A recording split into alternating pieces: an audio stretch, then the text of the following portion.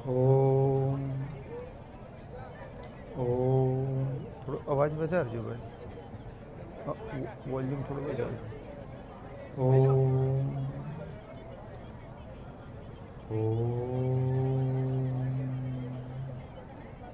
ઓમ ઓમ.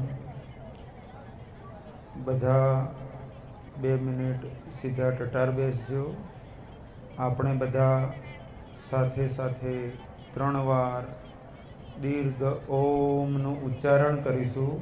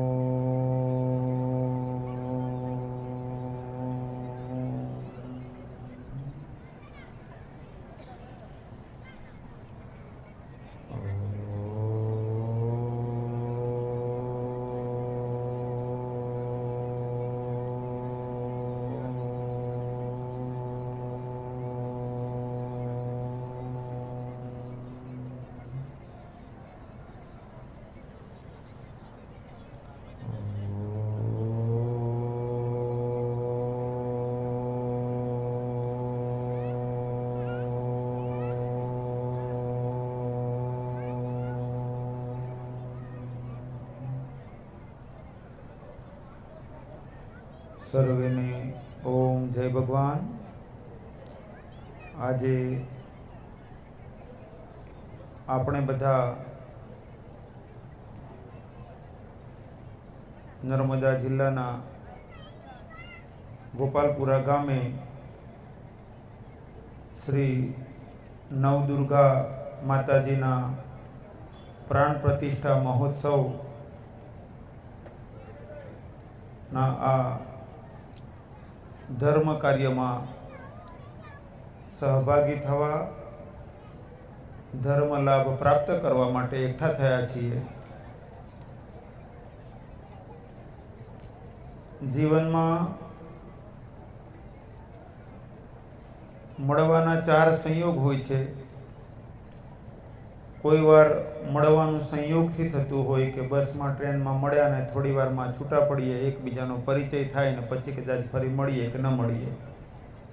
બીજું મળવાનું હોય છે કર્મ સંબંધથી, કે જેમ કોઈ શાળામાં શિક્ષકો સાથે સાથે હોય, એકબીજાનો પરિચય થાય, એકબીજાને ત્યાં આવવા જવાનું થાય, પ્રસંગોપાત મળવાનું થાય.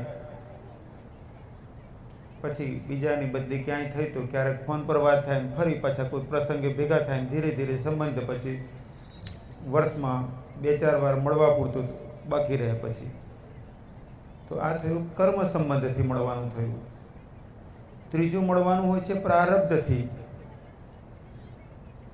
આપણા માતા પિતાની પસંદગી આપણે નથી કરી,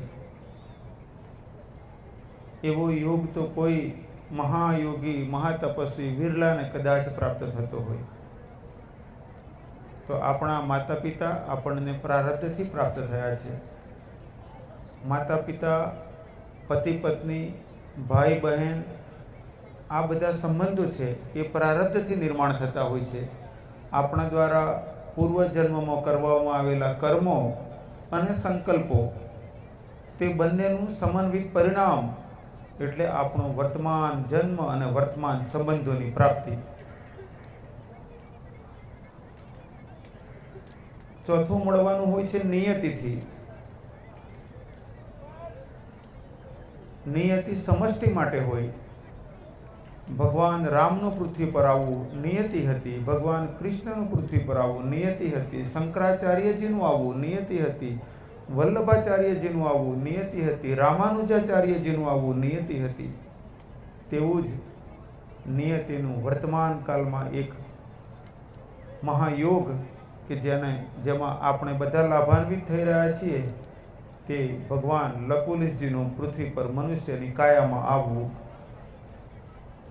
નિયતિનો સંકલ્પ દીર્ઘકાલીન હોય છે અને ઘણો વિરાટ હોય છે.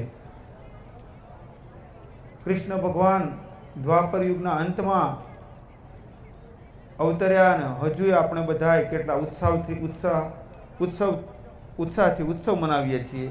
ઘેર ઘેર હરે કૃષ્ણ જય શ્રી કૃષ્ણ, ઓમ નમો ભગવતે વાસુદેવાય.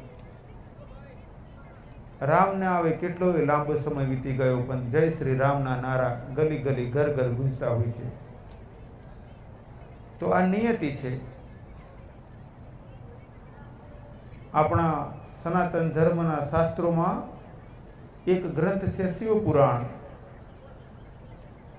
ભગવાન શિવજીની મહિમાનું વર્ણન કરતો ગ્રંથ.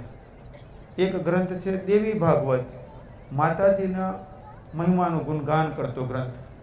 શ્રીમદ ભાગવત, ભગવાન કૃષ્ણ ભગવાન વિષ્ણુના મહાત્મ્યનું ગાન કરતો ગ્રંથ. તેવા આ અનેક પુરાણો પૈકી શિવપુરાણના પ્રકરણોને સંહિતા કહેવામાં આવે છે. તેમાં રુદ્ર સંહિતા, કોટિ રુદ્ર સંહિતા, શતરુદ્ર સંહિતા, આવા અલગ અલગ પ્રકરણો છે. પહેલા તેમાં 12 પ્રકરણ હતા અને 1 લાખ શ્લોક હતા. વર્તમાન કાળમાં 7 પ્રકરણ છે અને 24,000 શ્લોક છે. તેમાં એક પ્રકરણ છે શતરુદ્ર સંહિતા. આ શતરુદ્ર સંહિતામાં વર્ણન છે કે ભગવાન શિવે વર્તમાન વૈવસ્વત મન્વંતરમાં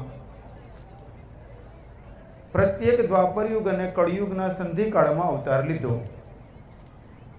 હવે કેટલાક યુવાનોને થાય કે ગુરુજી આ વૈવસ્વત મન્વંતર તે શું? તો ટૂંકમાં સમજાવું છું. આપણે બધા 24 કલાકને એક દિવસ કહીએ લગભગ. એક દિવસ સૂર્યોદયથી સૂર્યાસ્ત, સૂર્યાસ્તથી સૂર્યોદયનો સમય એટલે આપણો એક દિવસ અથવા એક દિવસ રાત્રિ. આવા 15 દિવસ વીતે એટલે આપણે કહીએ સુદ પક્ષ વીતી ગયો. 15 દિવસ વીતે એટલે વદ પક્ષ વીતી ગયો. આ એક સુદ પક્ષ અને એક વદ પક્ષ પૂરો થાય એટલે આપણે કહીએ એક મહિનો વીતી ગયો. હિન્દીમાં કે શુક્લ પક્ષ અને કૃષ્ણ પક્ષ, આપણે સુદ પક્ષ અને વદ પક્ષ, અજવાળિયું અને અંધારિયું. આ એક મહિનામાં આપણે પૃથ્વીલોકમાં રહીએ છીએ. પૃથ્વીથી ઉપર પિતૃલોક કયો આપણા શાસ્ત્રોએ. તેમાં આપણા 15 દિવસ એટલે એક દિવસ અને આપણા 15 દિવસ એટલે એક રાત્રિ. એટલે પિતૃલોકમાં જે આપણા પૂર્વજો ગયા હોય તેમનો એક દિવસ વીતે એટલે આપણે અહીંયા કેટલો સમય જાય? એક મહિનો. 15 દિવસનું આપણું અજવાળિયું, 15 દિવસનું અંધારિયું એટલે આ 15 દુની 30, એક મહિનો વીતે આપણો. એટલે પૂનમથી પૂનમ અથવા અમાસથી અમાસ ગણીએ તો ઉપર પિતૃલોકમાં એક દિવસ જાય. આ ચંદ્રથી પાસે, સૂર્ય અને ચંદ્રની વચ્ચે આપણો પિતૃલોક આવ્યો. આવું આપણા શાસ્ત્રોએ કહ્યું. હવે કયા શાસ્ત્રોને મુખ્ય ગણાય? તો કે વર્તમાનમાં 2 પ્રકારને જોવા મળે. એક આપણા સનાતન ધર્મના શાસ્ત્રો અને બીજા વિચારકો દ્વારા લખવામાં આવેલા કાલ્પનિક ગ્રંથો. બેનો ભેદ સમજી શકો છો. એક વૈજ્ઞાનિક હોય અને એક કવિ હોય. બેમાં શું ફરક હોય? વૈજ્ઞાનિક પ્રયોગ કરે છે, પ્રયોગથી જે પરિણામ મળે છે તેને આધારે આપણને કહે છે કે મેં 100 ડિગ્રીએ મેં પાણી ગરમ કર્યું, પાણી 100 ડિગ્રી ગરમ થયું એટલે વરાળ બની. તમે પણ પાણી ગરમ કરશો અને 100 ડિગ્રી થશે એટલે તમારે પણ વરાળ બનશે. ભારતમાં પણ આ થશે, અમેરિકામાં પણ આ થશે, ઓસ્ટ્રેલિયામાં પણ આ થશે કે કોઈ પણ વ્યક્તિ પાણીને ગરમ કરે અને 100 ડિગ્રી ગરમ થાય એટલે વરાળ બને. આ વૈજ્ઞાનિકોને આપેલું સિદ્ધાંત. અને કવિ કેવું કહે? પેલી બાઈ ચાંદા જેવી સુંદર છે. બોલો હવે ચંદ્રમા જેવા સુંદર કેવી રીતે હોય? બોલો. ચંદ્રમાં ગોળ, અંદર જે દેખાય ને આપણને ધોળું કાળું દેખાય ને તે ઉપર બરફના પર્વતો અને વચ્ચે ખાડા ને પડછાયા એટલે આપણને દેખાય. એવું કેવી રીતે હોઈ શકે? પણ કવિએ કલ્પના કરી અને આપણે કલ્પનાથી આપણે તેની સાથે જોડાઈએ, ભાવ ઉર્મિઓમાં જોડાઈએ. તો આ કહેવાનો આશય કવિનો જે હતો એ એક કાલ્પનિક આપણને એક વિશેષ ભાવમાં લઈ જવા માટેનો પ્રયત્ન. પરંતુ તે સત્ય જ હોવું તે જરૂરી નથી. પણ વૈજ્ઞાનિકનું કહેલું સત્ય જ છે. કારણ કે તેને પાણી ગરમ કર્યું અને 100 ડિગ્રીએ વરાળ બની એટલે આપણા બધાને તે 100 ડિગ્રીએ જ વરાળ બને. કોઈને 99 ડિગ્રીએ વરાળ બને નહીં. કોઈ એવું કહે નહીં કે મારે 110 ડિગ્રી થઈને પણ વરાળ ના બની, એવું કોઈને નહીં બને. આને કહેવાય વિજ્ઞાન. તો તો શાસ્ત્ર તે છે કે જે ત્રિકાલજ્ઞ ઋષિઓ દ્વારા, મુનિઓ દ્વારા આપણને આપવામાં આવ્યું. કોને શાસ્ત્ર કહીશું આપણે? ત્રિકાલજ્ઞ ઋષિ મુનિઓએ જે આપ્યું છે તેને આપણે શાસ્ત્ર કહીશું. પરંતુ વિચારકોએ આપેલું હોય તો વિચારકોની કલ્પના હોઈ શકે કે આવું હોઈ પણ શકે, ના પણ હોઈ શકે. એટલે આપણે અહીંયા એક શબ્દ છે તત્વચિંતક, ફિલોસોફર, વિચારક. પરંતુ આપણા શાસ્ત્રો કે છે, આપણા ઋષિ મુનિઓએ દશકો, શતકો અને સહસ્ત્રો વર્ષો સુધી યોગ સાધના કરી અને જે સત્યને પ્રાપ્ત કર્યું તે આપણને આપ્યું. તો આપણે તેવા શાસ્ત્રો પૈકી એક શાસ્ત્ર શિવ પુરાણ. હવે આપણા ઋષિઓએ શું કહ્યું? તો કે ચંદ્રથી ઉપર અને સૂર્યથી નીચે પિતૃલોક છે. તો ઘણા કહેતા હોય, તમે સાંભળ્યું કે પિતૃ નડે. બોલો, એવું કેવી રીતે હોઈ શકે? માતા પિતા આશીર્વાદ જ આપે, મારા છોકરાને ભલું થાય. તમારા બધાને એવું જ હશે, તમે બધા તમારા બાળકોનું ભલું જ ઈચ્છતા હશો. હું ઈચ્છું કે મારા બધા શિષ્યોનું ભલું થાય.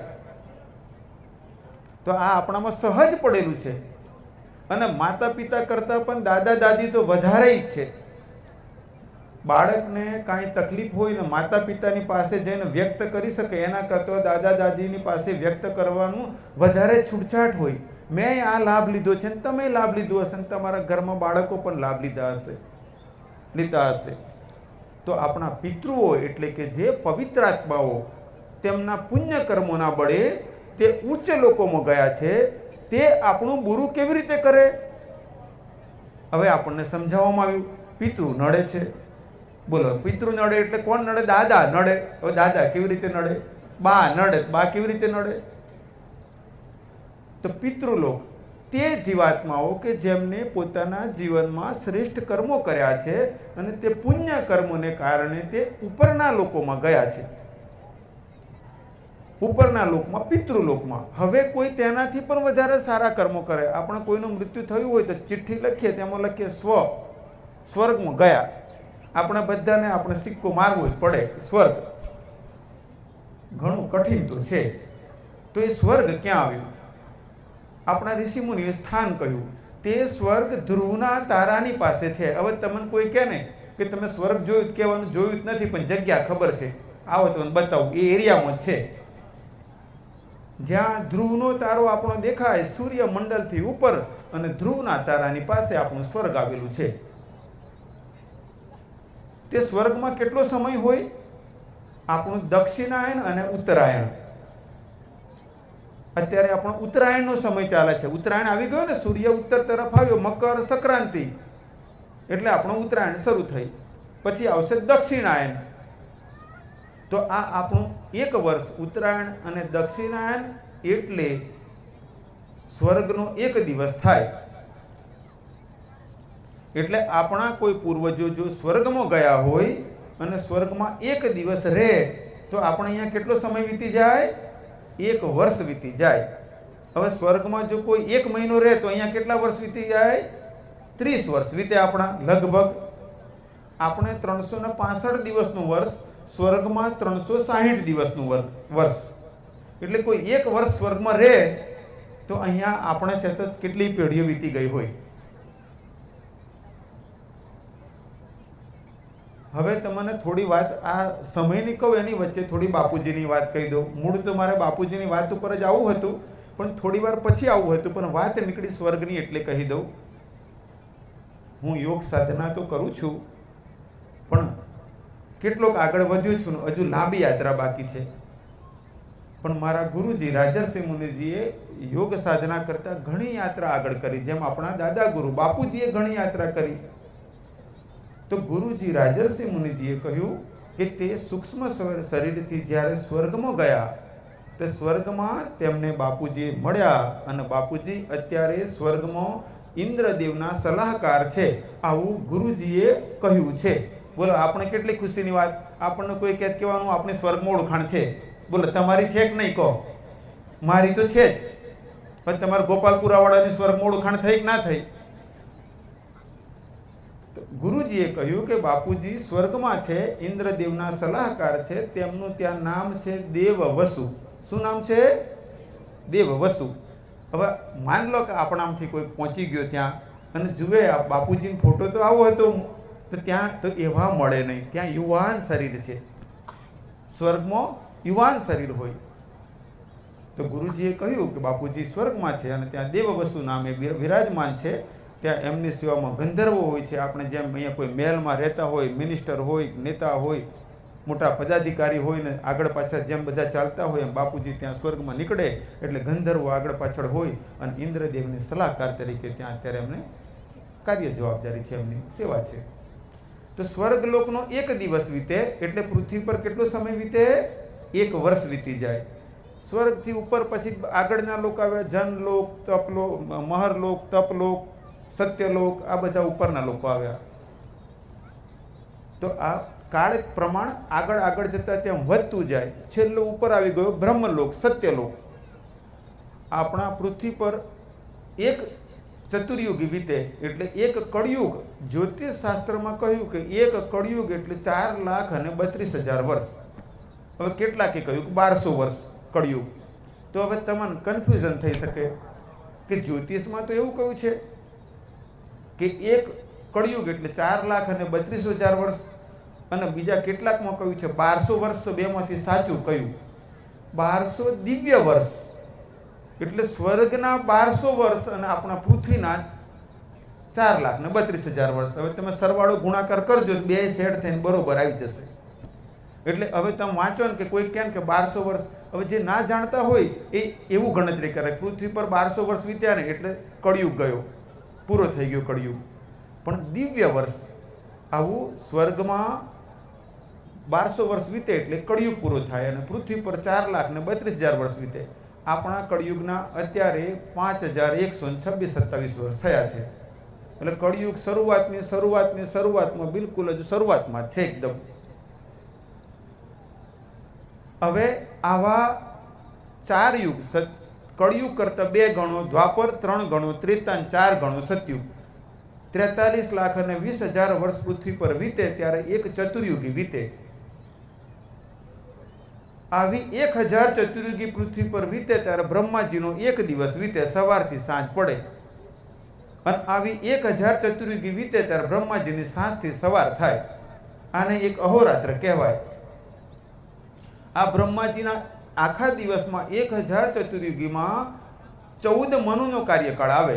એટલે એક મનુના ભાગે લગભગ 71 ચતુર્યુગી આવે, પછી બીજા મનુના ભાગે આવે. અત્યારે બ્રહ્માજીના 50 વર્ષ પૂરા થયા છે. 51મા વર્ષનો પ્રથમ દિવસ ચાલે છે. આ બ્રહ્માજીના દિવસને કલ્પ કહેવામાં આવે. આજે બ્રહ્માજીનો જે કલ્પ ચાલે છે તેનું નામ છે વારાહ કલ્પ. અને આ વારાહ કલ્પમાં 14 મનુનો જે કાર્યકાળ છે તેમાં 6 મનુનો કાર્યકાળ પૂરો થઈ ગયો છે. 7મા મનુ વૈવસ્વત મનુનો કાર્યકાળ ચાલી રહ્યો છે. વૈવસ્વત મનુની લગભગ 71 ચતુર્યુગી પૈકી 27 ચતુર્યુગી પૂરી થઈ છે. 28મી ચતુર્યુગીનો સતયુગ ગયો, ત્રેતા ગયો, દ્વાપર ગયો, કળિયુગના 5,126-27 વર્ષ થયા. આ વૈવસ્વત મન્વંતરની જે 27 ચતુર્યુગી ગઈ તે દરેક ચતુર્યુગીના કળિયુગ અને દ્વાપર યુગ અને કળિયુગના સંધિકાળમાં ભગવાન શિવ પૃથ્વી પર અવતર્યા. પહેલા અવતર્યા તે શ્વેત મુનિ. તેમને આપણે શ્વેતાશ્વેતર ઉપનિષદ આપ્યું. તેમાં તેમને શીખવ્યું કેવી રીતે અજર અમર થવાય, મરાય નહીં કેવી રીતે. આ તેમને શીખ્યું. તમારામાંથી કોઈને થાય કે ગુરુજી આવું થાય ખરું? તો કે જો બાપુજીએ કહ્યું હતું. બાપુજીમાં શ્રદ્ધા હોય, વિશ્વાસ હોય તો માનજો કે હા થાય છે. બાપુજીને દાદાજીએ કહ્યું હતું, ગુરુજી રાજર્ષિ મુનિજીએ પણ કહ્યું, હું કહું છું. હવે આપણે માન લો આઈએસ પાસ ના થઈએ એટલે કે આઈએસ નથી થવાય એવું નથી. તે એમ આપણે જો પૂરું ના કરી શક્યા તો યોગમાં તો તેવું કહ્યું છે કે એક જન્મમાં પૂરું ના થાય પાછું બીજા જન્મમાં ફરીથી સાધના કરવાની, બીજા જન્મમાં ન થાય તો ત્રીજા જન્મમાં સાધના કરવાની. પણ આપણા ગુરુઓ આપણને કહીને ગયા કે મૃત્યુ થાય ને તો જન્મ થવાનો. જાતસ્ય હિ ધ્રુવો મૃત્યુ, ભગવદ્ ગીતામાં કહ્યું જન્મેલાનું મૃત્યુ નિશ્ચિત છે. તો પછી મરવાનું જ છે. તો જીવે તે મરે ને મરે તે જન્મે, પછી અટકે કેમ? જીવતા મરીને જીવતા થઈ જવાનું. સમજમાં આવી ગયું? જીવતા મરીને જીવતા થઈ જવાનું. તો પછી ફરી મરવાનું આવે નહીં. પણ જો જીવતા ના મર્યા અને મર્યા પછી જીવતા ના થયા તો પછી પાછા ફરીથી આપણે રામ બોલો ભાઈ રામ ને ફરી પાછા ચક્કર કાપવા પડે. આ યોગનો સાર છે કે જીવતા મરીને જાતે જીવતા થઈ જવાનું. આ સમજાવ્યું છે શ્વેતા શ્વેતર ઉપનિષદમાં. ન તસ્ય રોગો ન જરા ન મૃત્યુ પ્રાપ્તસ્ય યોગાગ્નિમયમ શરીરમ. આપણે કહીએ છીએ તમસોમાં જ્યોતિર્ગમયન, છેલ્લે કહીએ મૃત્યુમાં અમૃતમ ગમયક. હે પ્રભુ, મને મૃત્યુથી અમરતા તરફ લઈ ચાલો. તો લકુલિશ ભગવાને આપણને બધાને આ વિદ્યાના માર્ગે ચાલવા કહ્યું છે.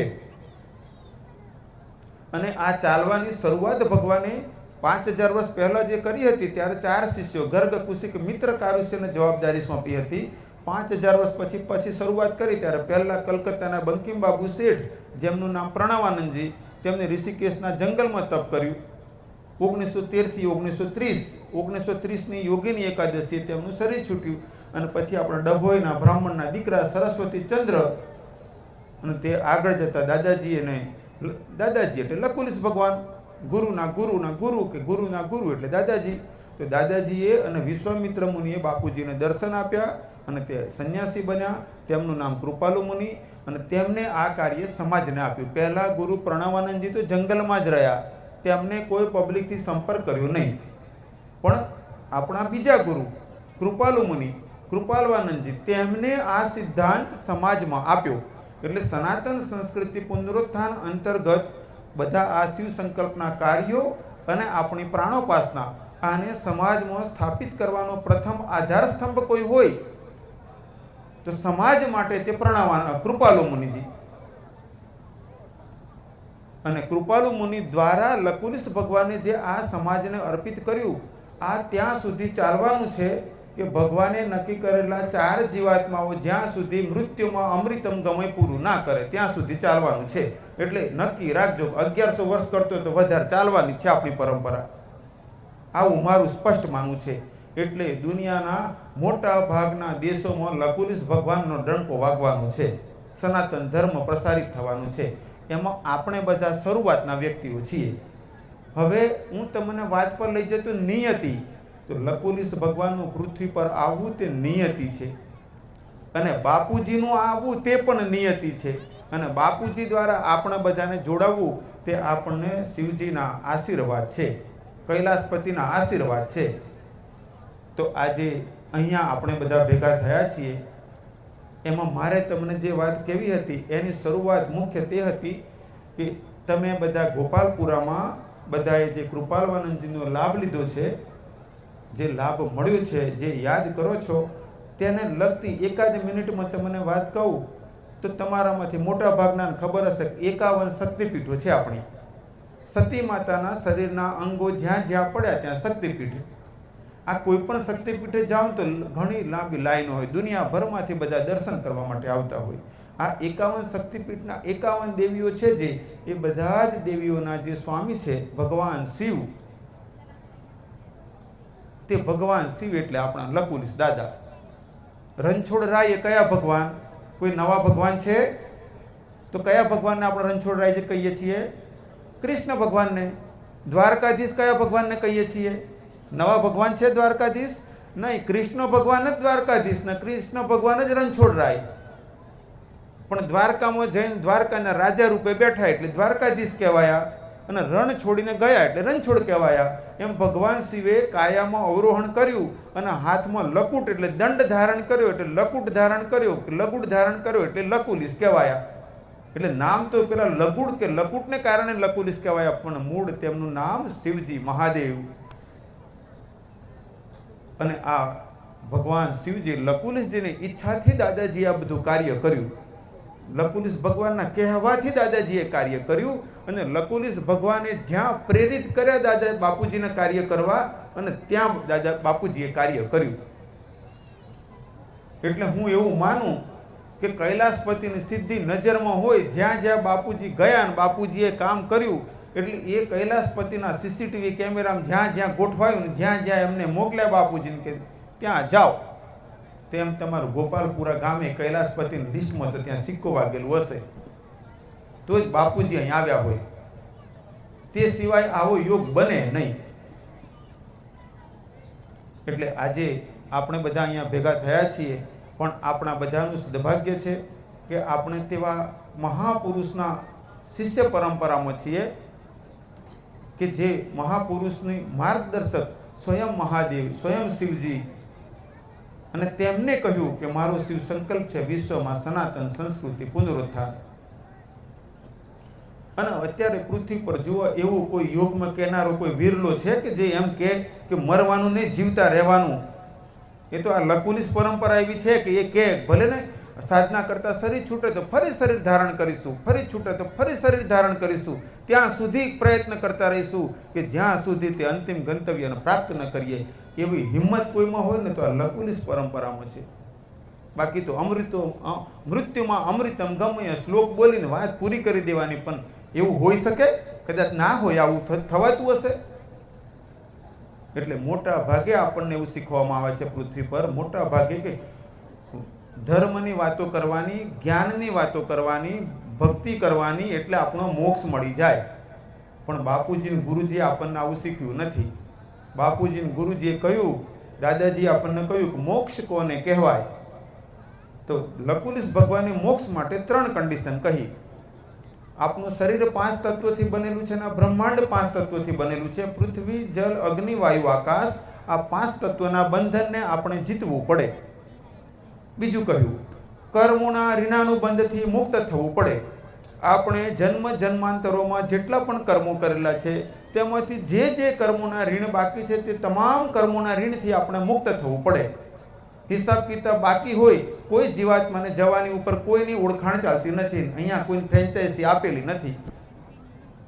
એટલે આમાં મારું કે કોઈનું ચાલે એમ છે નહીં. કર્મોના ઋણાનું બંધ દરેકે ચૂકવવા જ પડે. 5 તત્વોનું બંધન દરેકે પોતે જ કાપવું પડે. અને આ બંને કરવા પછી પણ એક બાકી રહે કે સૃષ્ટિના રચયિતાના આશીર્વાદ.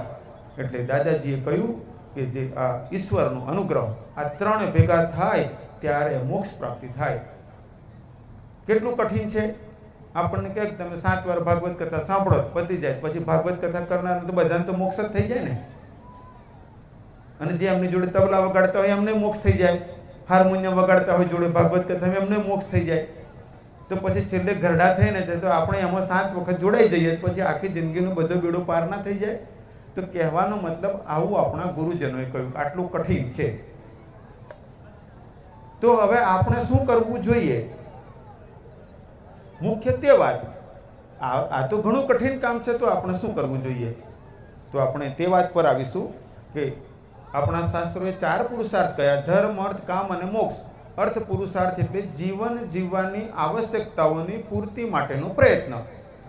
ચાહે તે ગરોળી શિકાર કરવા પ્રયત્ન કરતી હોય, સિંહ શિકાર માટે પ્રયત્ન કરતો હોય, કે ગાય ઘાસ ચરવા માટે પ્રયત્ન કરતી હોય, કે કૂતરો તેના ખોરાક માટે પ્રયત્ન કરતો હોય, કે આપણે નોકરી, દુકાન કે બિઝનેસ કરીએ.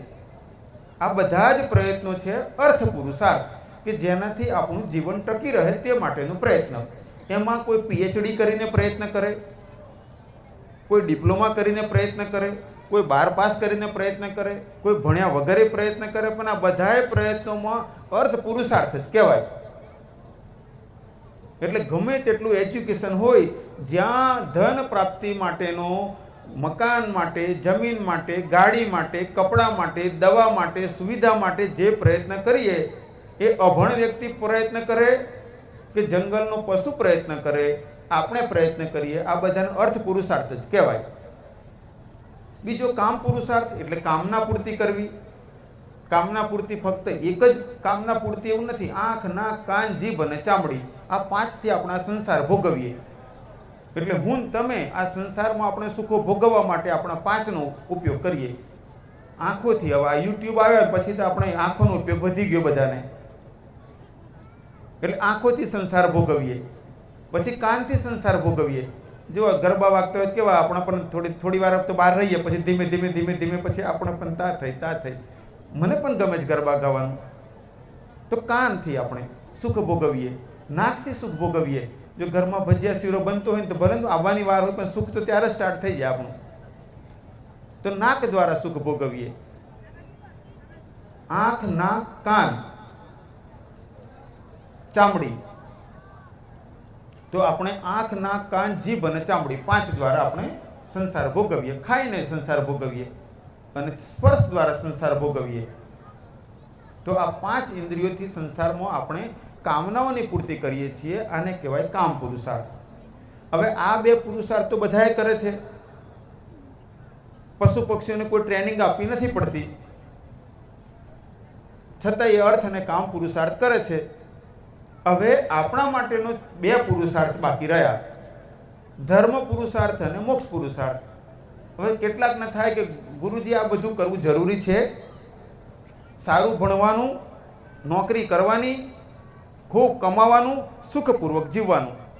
એમ સુખ મળી જતું હોય તો કેટલું સારું, પણ સુખ તેટલું સસ્તું છે નહીં. સુખ જોઈતું હોય તો ત્રીજો પુરુષાર્થ ધર્મ પુરુષાર્થ કરવો પડે. હવે તમારામાંથી જેની ઈચ્છા થાય ગુરુજી અમારે સુખી થવું હોય તો શું કરવું, તો કે ધર્મ પુરુષાર્થ કરવો પડે સુખ માટે. અને જો આ સંસારથી છૂટી જવું હોય, મોહ માયાથી બહાર નીકળી જવું હોય તો મોક્ષ પુરુષાર્થ કરવાનો. હવે ધર્મ પુરુષાર્થમાં શું કરવાનું, શું કરીએ તો ધર્મ પુરુષાર્થ થાય? સુખ તો બધાને પ્રાપ્ત કરવું છે, મને ગમે સુખ પ્રાપ્ત કરવાનું. તો કેમ સુખ પ્રાપ્ત કરવાનું ગમે? તો જમવાનું સારું ના મળે તો આપણને ગમે ન ગમે? આપણે સારું જમવાનું જોઈએ, રહેવાનું સારું જોઈએ, કપડાં સારા જોઈએ. આપણને કોઈ અપમાન કરે તો કેટલી મુશ્કેલ લાગે, 2 દિવસ ગમે નહીં વાત કરવાનું આપણને. તો આપણે બધાને સુખ ગમે છે.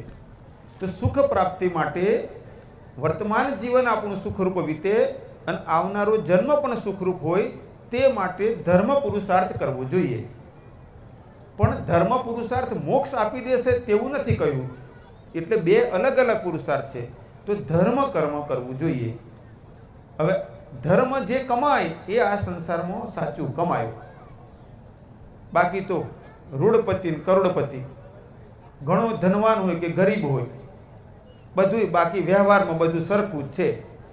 રાષ્ટ્રપતિ હોય કે પેલો રોડના કિનારે બેઠેલો એક ટોપલો લઈને જામફળ વેચવા બેઠેલો વ્યક્તિ, બધાય પુરુષાર્થ બધો એક જેવો છે. થોડો ઊંચી નીચો ફરક છે ખાલી વ્યવસ્થાનો. પણ ધર્મ કમાય તો એ વ્યક્તિ શ્રેષ્ઠ છે. ધર્મ કર્મ કરવો જોઈએ. હવે તમને થાય કે ગુરુજી એવું કાંઈક બતાવવાનું કે અમે સુખી થઈએ અને અમારા બાળકોને અમારી પેઢી સુખી થાય, તો ધર્મ પુરુષાર્થ કરવાનો. એવું કાંઈક આ જન્મમાં અમે સુખી થઈએ તો ધર્મ પુરુષાર્થ કરવાનો. ગુરુજી એવું કાંઈ કે આ જન્મ પછી હવે આ તો જીવન વીતી ગયું પણ મર્યા પછી આવનારો સુખી થાય તો ધર્મ પુરુષાર્થ કરવાનો. જે ઘરમાં ગમે તેટલી તકલીફ કેમ ન હોય, ખાવાની પણ તકલીફ પડતી હોય, વ્યવહારિક વ્યવસ્થા ચલાવવાની પણ તકલીફ પડતી હોય, પરંતુ જો તે સાચી રીતે ધર્મનું પાલન કરવા માંડે તો તે અને તેની પેઢીઓ સુખી થવાની તેવું ગેરંટીથી કહી શકાય. એનો મતલબ એ નથી કે તકલીફ નહીં આવે. જૂની લોનો હોય તે તો ચૂકવવી પડે ને. અત્યારે આપણે સારું કરવા માંડીએ, નક્કી કરે કે આજથી મારે કોઈથી દેવું કરવું નથી, આજથી કોઈથી 1 રૂપિયો દેવું નહીં કરીશ. 1 મહિનો વીતી ગયો ને બેંકવાળા આવ્યા તો પેલો બાકી પૈસા આપી દો, હપ્તો નથી ભર્યો તમે EMI. તક મેં નક્કી કર્યું છે પાછલા 1 મહિનાથી કે હવે કોઈથી લોન નહીં લઈશ. તક નવી ના લો કોઈ વાંધો નહીં, પણ જૂનીનો તો હિસાબ ચૂકવો. એટલે આપણે જો ધર્મ કર્મ કરવા માંડીશું તો આપણે વર્તમાન, આપણું ભવિષ્ય અને આપણી પેઢીઓ તે સુખી થવાની તે ચોક્કસ માનવું. પણ તેનો અર્થ એવો નથી કે તમે માનો કે ગુરુજી આવું કહ્યું તો એટલે અમારે દુઃખ જ નહીં આવે. ના, નવા દુઃખના બીજ નહીં રોપાય, જૂના જે છે એ આવતા જાય તેવું બને. તો પછી કયા કયા કર્મો કરીએ તો ધર્મ પુરુષાર્થ કહેવાય, અને ધર્મ ના કરીએ તો શું થાય? કૃષ્ણ ભગવાન દુર્યોધનની પાસે ગયા અને દુર્યોધનને જઈને કહ્યું, દુર્યોધનને સમજાવ્યો ધર્મ પાલન માટે. તો દુર્યોધને જવાબ આપ્યો, જાનામિ ધર્મમ નચમે પ્રવૃત્તિ. ધર્મ શું છે તે જાણું છું, પરંતુ ધર્મનું પાલન કરવાની મારી ઈચ્છા નથી. જાનામ્ય ધર્મમ નચમે નિવૃત્તિ. આપણે સંધિ વિચ્છેદ કરીએ તો જાણું છું અધર્મને, જાનામ્ય ધર્મમ. અધર્મ શું છે તે પણ જાણું છું, નચમે નિવૃત્તિ, પણ તેનું છોડવાની મારી ઈચ્છા નથી. દુર્યોધને 2 વાત કહી. આ બધી 2 વાત આપણે કંઈક થોડું થોડું કરીએ છીએ. દુર્યોધનના ગુણો આપણામાં થોડાક હશે, તમે વિચારી જોજો. દુર્યોધને ભગવાને સમજાવ્યું કે તું ધર્મનું પાલન કર, તો દુર્યોધને જે જવાબ આપ્યો ને એ થોડોક થોડોક તમારામાં પણ હશે કદાચ. દુર્યોધનના ગુણ છે કે નહીં તે ચેક કરજો. દુર્યોધને કહ્યું, ધર્મ શું છે તે જાણું છું, પરંતુ તેનું પાલન કરવા ઈચ્છતો નથી. હવે તમે, હું આગળ કહું છું કે ધર્મ કેવી રીતે કરવાનો, એટલે પછી તમે નક્કી કરજો કે ગુણ છે કે નહીં. અને આગળ દુર્યોધને કહ્યું, અધર્મ શું છે તે જાણું છું, પણ છોડવા ઈચ્છતો નથી. પરિણામ શું આવ્યું? દુર્યોધન અને તેનો વંશ ને તેનું બધું જ નષ્ટ થઈ ગયું. અધર્મના માર્ગે ચાલનાર વ્યક્તિ જો અધર્મનો ત્યાગ ન કરે અને ધર્મનો માર્ગે આગળ ન ચાલે તો ચોક્કસ માનું કે કેટલી ધન, સત્તા, સંપત્તિ, સ્વાસ્થ્ય, સન્માન, સુવિધા હશે, પરંતુ આગળ જતા ક્યાં પંક્ચર પડશે ને નક્કી કરવું મુશ્કેલ છે. એટલે આપણે ધર્મનું પાલન કરવું જોઈએ. હવે આપણે છેલ્લી મુખ્ય વાત પર આવીએ કે હવે ધર્મનું પાલન કરવા અમારે શું કરવું. પહેલી શરૂઆત આપણે ત્યાંથી કરીએ કે 3 સુખ જોઈતા હોય તો 3 કામ કરવા. એક સુખ સ્વાસ્થ્ય લાભ, બીજું સુખ ધન લાભ, અને ત્રીજું સુખ કજિયાની વિદાય.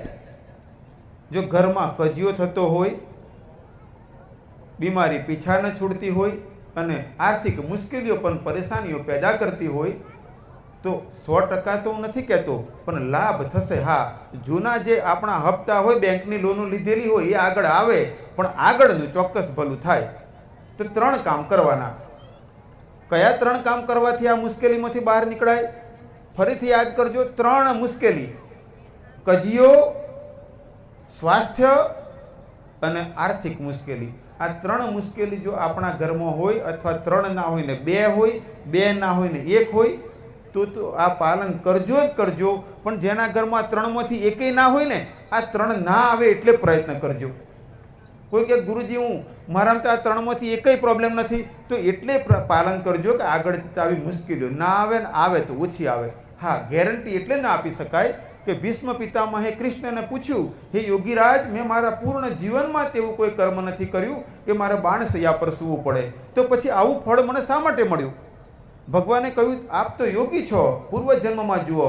ભીષ્મ પિતામહે સંકલ્પ કર્યો, તેમની ભ્રુકુટીમાં પ્રકાશ દેખાયો, પ્રકાશમાં દ્રશ્ય ઉભરાવા મળ્યા.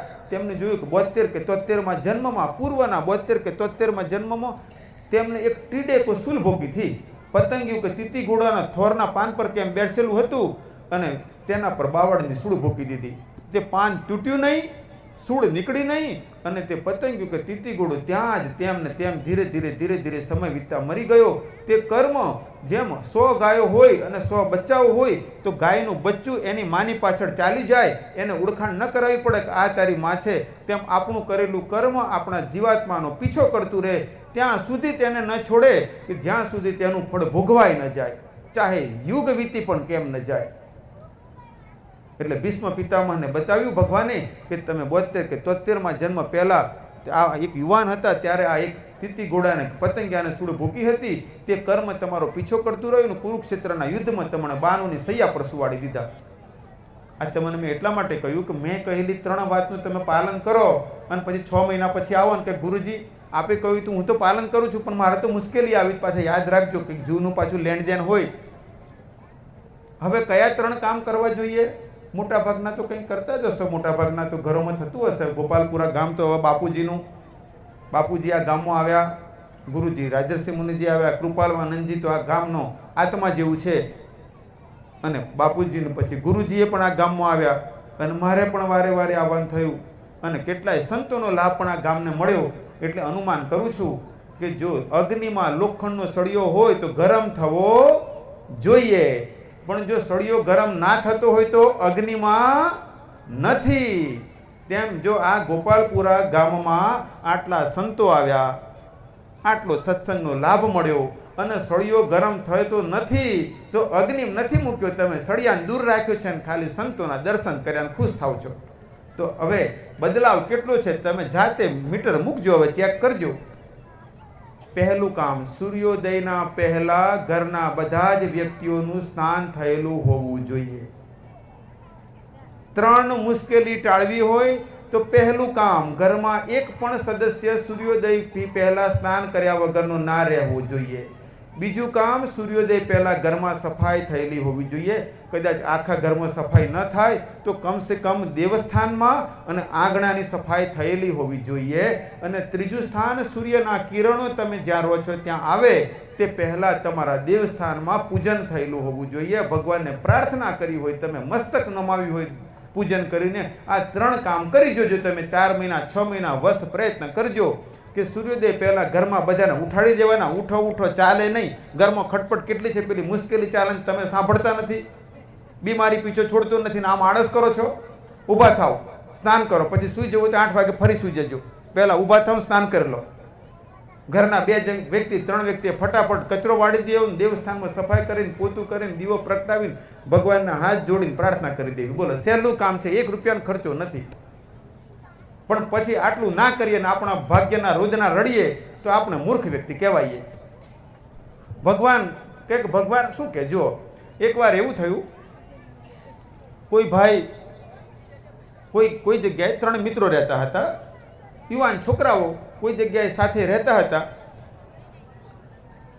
એકવાર 3 મિત્રોએ નક્કી કર્યું કે આપણે બહાર હોટલમાં જઈને ખાઈએ છીએ તો એક દિવસ આપણે બધા ભેગા થઈને ખીર બનાવીએ. 3 મિત્રો દૂધ લઈ આવ્યા અને સામગ્રી લાવીને ખીર બનાવી. ખીર ગરમ હતી તપેલીમાં, ઠંડી થવાની રાહ જોવાની હતી. 3 મિત્રોએ વિચાર્યું થોડી વાર આરામ કરી લઈએ, પછી ઉઠીએ અને જેને સારું સ્વપ્ન આવે તે પહેલાં ખીર ખાય.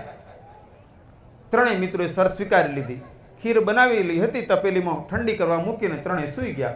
રાત્રિના 11-12 વાગ્યા હતા. થોડી વારમાં ઊંઘ આવી ગઈ. પછી જ્યારે જાગ્યા અને 3 ભેગા થયા એટલે વાતચીત શરૂ થઈ. એકે બીજાને પૂછ્યું, તને શું સ્વપ્ન આવ્યું? પેલા વિચાર્યું પેલો કાંઈ સ્વપ્ન કહેશે ને ખીર ખાશે હોયા, એને કરતાં હું મોટું જ સ્વપ્ન આવ્યું એમ કેમ ના કહું, પછી ખીર મારા જ ભાગે આવી જાય. એટલે તેને કહ્યું મેં સ્વપ્નમાં જોયું કે હું પૃથ્વીનો ચક્રવર્તી સમ્રાટ છું, આખી પૃથ્વીનો રાજા હું, અને બાકી બધાય મારા રીતે ખંડિયા રાજાઓ. એટલે આખી પૃથ્વી મારાથી મોટું કોઈ નહીં, એટલે ખીર ખાવાની તો મારા જ ભાગે આવે. એટલે પહેલાં એ પાકું જ કરી દીધું કામ કે પૃથ્વી ઉપર એનાથી. હવે પેલો બીજો કંઈક મારી જોડે ઘણી જમીન હતી, કોઈ કે મોટું મકાન હતું, સોનું ચાંદી હતું, એના કરતાં મોટી જ વાત કરી દીધી તેને. પછી પહેલાં પૂછ્યું પેલા બીજાએ, તને શું સ્વપ્ન આવ્યું? એટલે પેલા વિચાર્યું કે આને તો આખી પૃથ્વીનો રાજા બની ગયો, એટલે ખીર તો એ જ ખાવાનું વિચારે છે, પણ હું એનાથી મોટી વાત કરું. એટલે પહેલાં એ કહ્યું મેં સ્વપ્નમાં જોયું હું દેવરાજ ઇન્દ્ર છું, 3 લોકનો રાજા, પૃથ્વીલોક, પિતૃલોક ને સ્વર્ગલોક, 3 લોક મારા આધીન. એટલે મેં સ્વપ્નમાં જોયું તું મારા પૃથ્વીલોકમાં રાજા હતો, એટલે તું મારી અંડરમાં કામ કરતો હતો, તું મારી નીચે રાજા હતો, એટલે ખીર તો મારે જ ખાવાની આવે. એટલે પેલા વિચાર્યું હવે તો ખીર મારા જ ભાગે આવવાની છે, પેલો પૃથ્વીનો રાજા હતો એમ કહ્યું મેં 3 લોકના રાજાનું કહ્યું. પછી પેલા 2 ત્રીજાને પૂછ્યું તને શું સ્વપ્ન આવ્યું? પેલા કહ્યું હું ભર નિંદમાં હતો અને સ્વપ્ન મને હનુમાન દાદા દેખાયા. હનુમાન દાદા ગદા લઈને ઊભા હતા. મેં હનુમાન દાદા તરફ જોયું, પ્રણામ કર્યા. હનુમાન દાદાએ કહ્યું ઊભો થા અને તપેલીની ખીર છે ખાઈ લે. મેં કહ્યું કે જેને સારું સ્વપ્ન આવે તે ખાશે. તક તું ખીર ખાય છે ગદા મારું, તો ઊભો થયો ને ખીર ખાઈને તપેલી ધોઈને મૂકી છે. જો રસ્તા 3 છે આપણી પાસે, પણ તમારે નક્કી કરવાનું. તમારા ઘરમાં કોઈ સૂઈ રહે તો તમારે કહેવાનું આ સુવાવાળું ચાલે નહીં, ને હનુમાન દાદાની ગદા ના લેવી પડે. એટલે પ્રયત્ન કરજો. આપણે બધા હિન્દુઓ, આપણે સનાતની, આપણા શાસ્ત્રો શું કહે છે ક્યારે ઉઠવું જોઈએ? હું ક્યારે ઉઠું છું પહેલાં હું તમને કહું, પછી તમને થાય ગુરુજી તમે કોઈ તમારું તો કહો.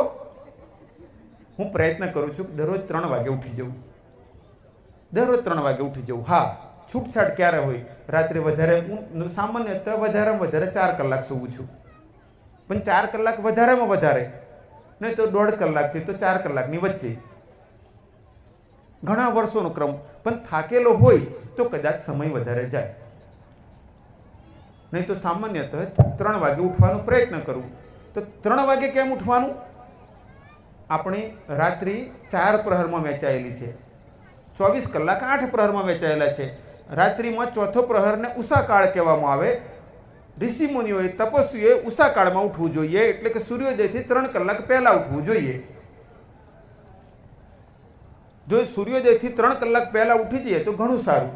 તેમ ન થાય તો પછી બીજો ઉપાય, આપણા 24 કલાકની અંદર 30 મુહૂર્ત હોય છે, તેમાં 29મો મુહૂર્ત હોય છે બ્રહ્મ મુહૂર્ત. એક મુહૂર્ત હોય છે 48 મિનિટનું. 29મો મુહૂર્ત બ્રહ્મ મુહૂર્ત તે 30 મુહૂર્તોમાં સૌથી શ્રેષ્ઠ માનવામાં આવે છે.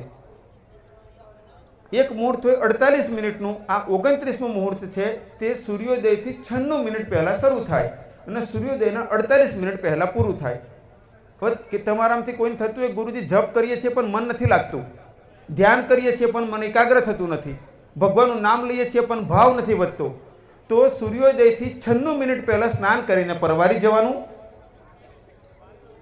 અને ઓછામાં ઓછું 48 મિનિટનો લાભ લેવાનો તમારે.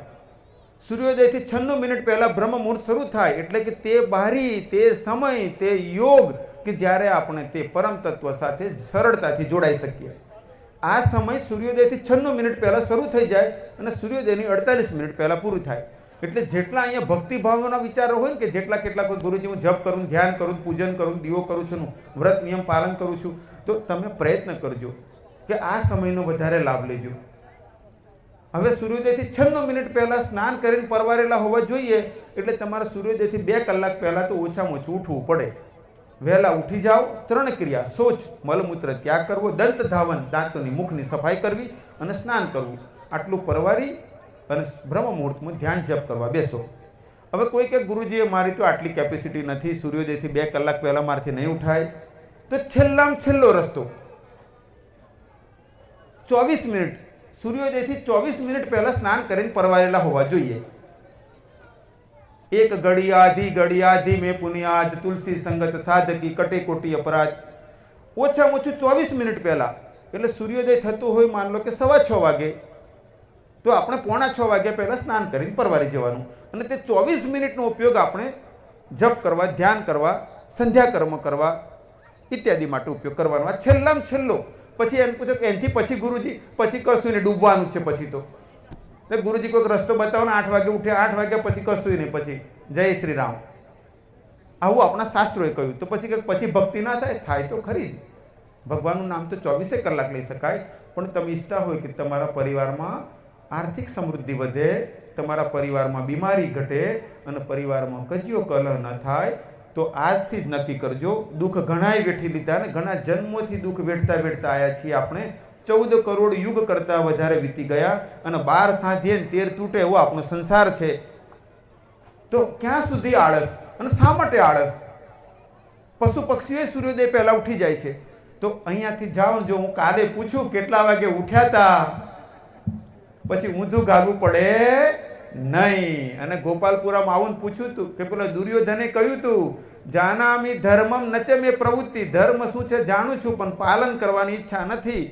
તેવું થવું જોઈએ નહીં. એટલે પહેલું કામ તે કરજો કે સૂર્યોદય પહેલાં ઉઠી સ્નાન કરી, સાફ સફાઈ કરી, ભગવાનનું નામ જપ કરો, ધ્યાન કરો. બીજું કામ મંત્ર. તમે શબ્દ સાંભળ્યો હશે, મંત્ર. આપણે બોલીએ છીએ મંત્ર જપ કરું છું. મંત્ર કોને કહેવાય? મનનું ત્રાણ કરે. ત્રાણ કરવું એટલે કે રક્ષણ કરવું. સંસ્કૃત શબ્દ છે ત્રાણ, ગુજરાતીમાં કહેવાય રક્ષણ કરવું. મનનું ત્રાણ કરે તે મંત્ર. તો મંત્ર જપ કરજો. કયા મંત્રનો જપ કરવો જોઈએ? ઓમ પ્રીતમાય નમઃ, ઓમ પ્રીતમાય નમઃ કરીએ તો ફળ મળે તો ના મળે? તો ફળ કયાથી મળે? અપૌરુષેય મંત્રથી. તો આ અપૌરુષેય એ શું? કોઈ વ્યક્તિ દ્વારા રચના કરવામાં આવેલ ન હોય તેને અપૌરુષેય કહેવાય. તો એવા અપૌરુષેય મંત્ર કયા? ઓમ નમઃ શિવાય, ઓમ નમો ભગવતે વાસુદેવાય, ઓમ ऐं ह्रीं क्लीं चामुण्डाय विचे, ओम नमो भगवते वासुदेवाय, ओम भूर्भुवस्व तत्सवितुर्वरेण्यं भर्गो देवस्य धीमहि धियो यो न प्रचोदयात्, ओम त्र्यंबकम यजामहे सुगंधिं पुष्टिवर्धनम् उर्वारुकमिव बंधनान् मृत्युर्मोक्षेमामृतात्. આ બધા મંત્રો અપૌરુષેય મંત્રો છે. તેવા કોઈ અપૌરુષેય મંત્રનો જપ કરજો.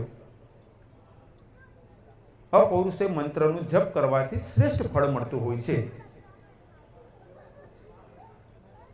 હવે તમને થાય ગુરુજી મંત્ર જપ કરવાથી ભગવાનને ખબર પડે? આપણે મંત્ર જપ કર ચોક્કસ જ ખબર પડે. સીસીટીવી કેમેરા લાગેલા હોય તો કેવું બધાને ખબર પડી જાય ને, 2 કલાક પછી જોવાય. ભગવાને 5 સીસીટીવી કેમેરા ગોઠવ્યા છે તમારામાં મારામાં. એની ઉપર બીજા 3 કેમેરા મૂક્યા. એની ઉપર પાછા બીજા 2 મૂક્યા. એમ ભગવાને એક ઉપર એક કેમેરા ગોઠવ્યા છે. હવે આ 5 કેમેરા કયા અને 3 કેમેરા કયા એ તમને કહું. ટાઈમ મોડું થાય જરા મને કહેજો. હા ભાઈ, ભગવાને કહ્યું 2 પ્રકારની, એક મારી આ સંસારમાં પરા અને અપરા, 2 પ્રકારની મારી રચનાઓ. પરા પ્રકૃતિ, તેમાં એમને 8 વાત કહી. પૃથ્વી, જલ, અગ્નિ, વાયુ, આકાશ, મન, બુદ્ધિ અને અહંકાર. આ મારી અપરા પ્રકૃતિ છે. તે નશ્વર છે, શાશ્વત નથી, તે ચેતન નથી. અને બીજી મારી પરા પ્રકૃતિ છે, આપણો જીવાત્મા, તે પરા પ્રકૃતિ છે. તો આ બધું જે સંસારની રચના છે ને, બધું આપણને જુએ છે. પૃથ્વી, જલ, અગ્નિ, વાયુ, આકાશના બધી રચનાઓ જેટલું કાંઈ છે ને, આ બધું જ આપણને જોઈ શકે છે. હવે તમને થાય ગુરુજી એવું હોય, તમારામાંથી કોઈને વિજ્ઞાનનું જાણવું હોય તો એક પહેલાં સિરિયલ ચાલતી હતી, માનો યા ના માનો. તમારામાંથી કેટલા કદાચ જોઈ હશે, ના જોઈ હોય તો ઇન્ટરનેટ પર તમે જોઈ શકો છો. માનો યા ના માનો આવી એક ટીવી સિરિયલ ચાલતી હતી. તે ટીવી સિરિયલ પર વિજ્ઞાનમાં પાણી ઉપર એક પૂરો એપિસોડ બનાવવામાં આવ્યો હતો કે કાચના પ્યાલામાં રૂમમાં પાણી મૂકેલું હોય અને જો રૂમમાં કોઈ વ્યક્તિ આવીને ચોરી કરીને ગયો હોય કે હત્યા કરીને ગયો હોય કે બીજું કાંઈ વ્યવહાર કરીને ત્યાં ગયો છે, તો પ્યાલામાં રહેલું તે પાણી બધી જ દિશાઓમાં વિડીયોગ્રાફી રેકોર્ડિંગ સાથે, ધ્વનિ રેકોર્ડિંગ સાથે વિડીયોગ્રાફી કરે છે. આવું તેની અંદર વૈજ્ઞાનિક પ્રમાણો સાથે સમજાવવામાં આવ્યું છે. આપણા શાસ્ત્રો કહે છે આ સંસારમાં બધું જ ભગવાનનું, આપણા કરેલા કર્મોનું સાક્ષી છે. તો આપણે પ્રયત્ન કરીએ કે આપણા દ્વારા થતા પ્રત્યેક કર્મ ધર્મ કર્મ હોય. હવે કેટલાકને થાય ગુરુજી અમે તો બાળક છીએ, બાળપણમાં તો ચાલી જાય ને. ના, કશું ચાલે નહીં. પરંતુ સનાતન ધર્મ પ્રમાણે 12 વર્ષની ઉંમર સુધીમાં કરવામાં આવેલા કર્મોનું ફળ સ્વપ્નમાં કે સૌમ્ય રૂપમાં મળે અને 12 વર્ષની ઉંમર પછી કરવામાં આવેલા પ્રત્યેક કર્મોનું ફળ પૂર્ણ રૂપે ભોગવવું પડે. હવે આપણે આપણા કર્મોનું વિચારીએ ડર લાગે ને. આપણે વિચાર કરીએ તો દરેકના પોતપોતાના કર્મો તો ખબર હોય, આપણે કોઈને કહેવાની જરૂર નથી, પણ પોતપોતે વિચારીએ તો આપણને થાય કે ઓહો કેટલું લાંબુ કરીને આવ્યા છીએ, ખબર નહીં આગળ કેટલા જન્મો કારમાં બેઠા છીએ અને પછી કાર નીચે બેસવું પડશે, કેટલી મુશ્કેલી સમજમાં આવે એવું છે. કેટલાક પહેલાં કારમાં બેસતા હોય પછી કાર નીચે બેસવું પડતું હોય. હું મારા આશ્રમમાં ઘણીવાર કહેતો હોઉં છું, પહેલાં કારમાં ફરતો હતો જો કાર નીચે બેઠો છે એટલે એ તમને ખબર પડી ગઈ ને, 4 પગને પૂંછડી લઈને કાર નીચે બેઠા હોય પછી આપણે પાછું ભગાડવા પડે. જગ્યા તો મળે, કાર તો મળે, પણ ખાલી ઉપરથી નીચે જવું પડે. પ્રયત્ન કરવાનો કે ધર્મ કર્મ કરીએ. તો મંત્ર જપ કરજો, ઓમ નમઃ શિવાય, ઓમ નમઃ શિવાય, ઓમ નમઃ શિવાય. હું મારા પોતાના જીવનની ઘટના કહું. મેં ગુરુજીથી મંત્ર દીક્ષા લીધી, સગાવાલે જતો, રાજપૂત સમાજમાં જન્મ. હવે સગાવાલે જઈએ તો ઘણીવાર એવું થાય કે કેટલાકને તો એવું લાગે ને કે આપણને ભગવાને નોનવેજ ખાવાનો અધિકાર આપ્યો છે. કોઈને અધિકાર આપ્યો નથી. આ સંસારમાં કોઈને તડપાવશો તમારે તડપવું પડશે. કોઈના ગર્ભને મારશો તો આ જન્મમાં કોઈક જન્મમાં કરેલા કર્મનું ફળ ભોગવવું પડશે. કારણ કે કોઈ જીવાત્માને બીજા જીવાત્માને પીડિત કરવાનો અધિકાર નથી. કેટલાક કે પણ વનસ્પતિમાં જીવ તો છે ને, તો હા જીવ છે, પરંતુ ઈશ્વરે સિંહને હરણા ખાવાનો અધિકાર આપ્યો છે. દરેકને આ સૃષ્ટિમાં શું ખાવું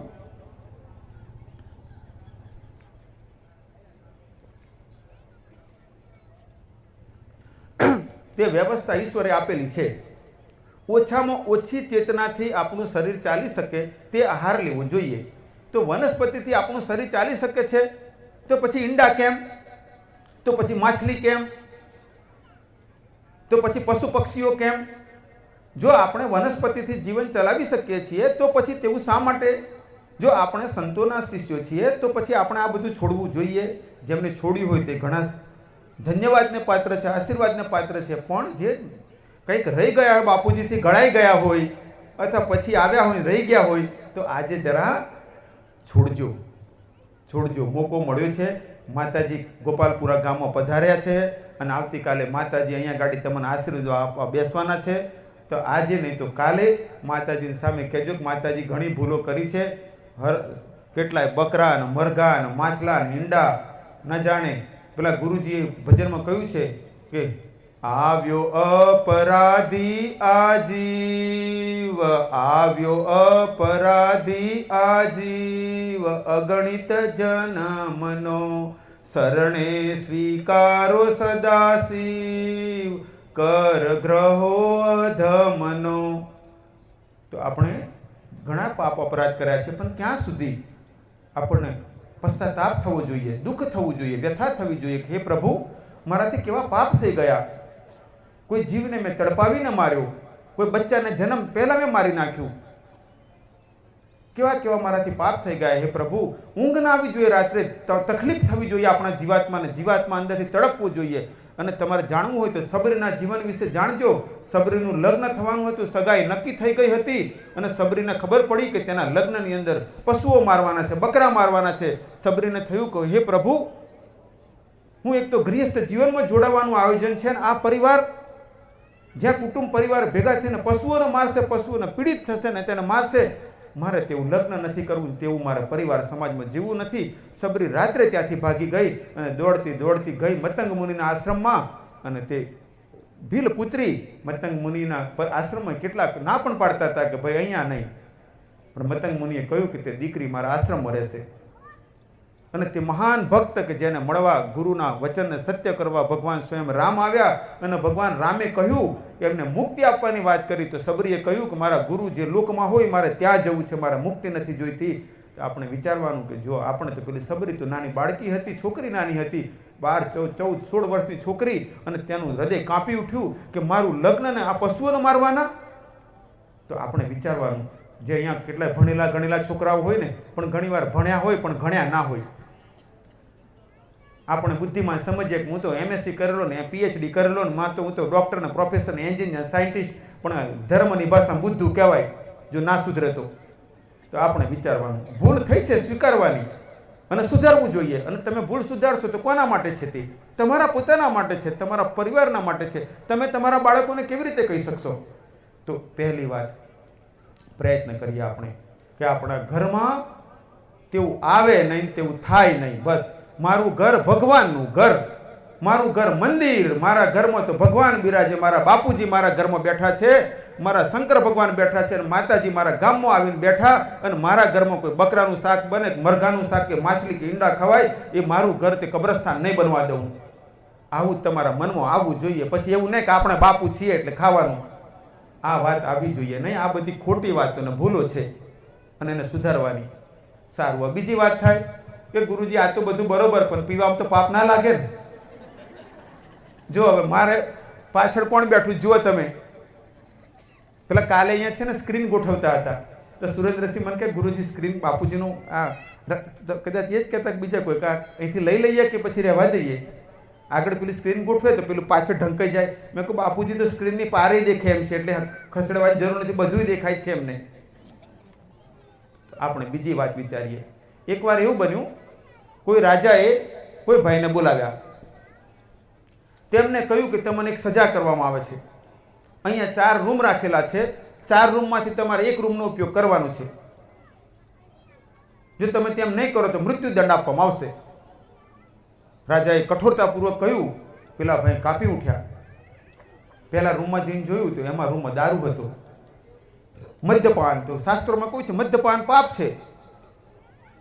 આ પવિત્ર શરીર, આ પવિત્ર શરીરની અંદર ભગવદ્ ગીતામાં કહ્યું છે આત્મા અંદર બિરાજમાન છે, જે ભગવાનનો અંશ છે. મમે વાંસો જીવ લોકે જીવભૂત સનાતન, જે ઈશ્વરની આરાધના કરીએ છીએ આપણી અંદર બેઠેલો છે. અમારા ખોડિયાને અપવિત્ર નહીં કરું. ભૂતકાળમાં થઈ ગયું તું અપવિત્ર, ગંગાજળ છાંટી લઈશ, માતાજીના ચરણોમાં મસ્તક ઝુકાવી લઈશ. પરંતુ હવે જે થઈ ગયું તે થઈ ગયું, ભૂતકાળ બદલાય એમ નથી, પણ હવે આગળ નહીં. તો તેને વિચાર્યું કે આ મદ્યપાન પાપ છે, ના ના હું આ નહીં કરીશ.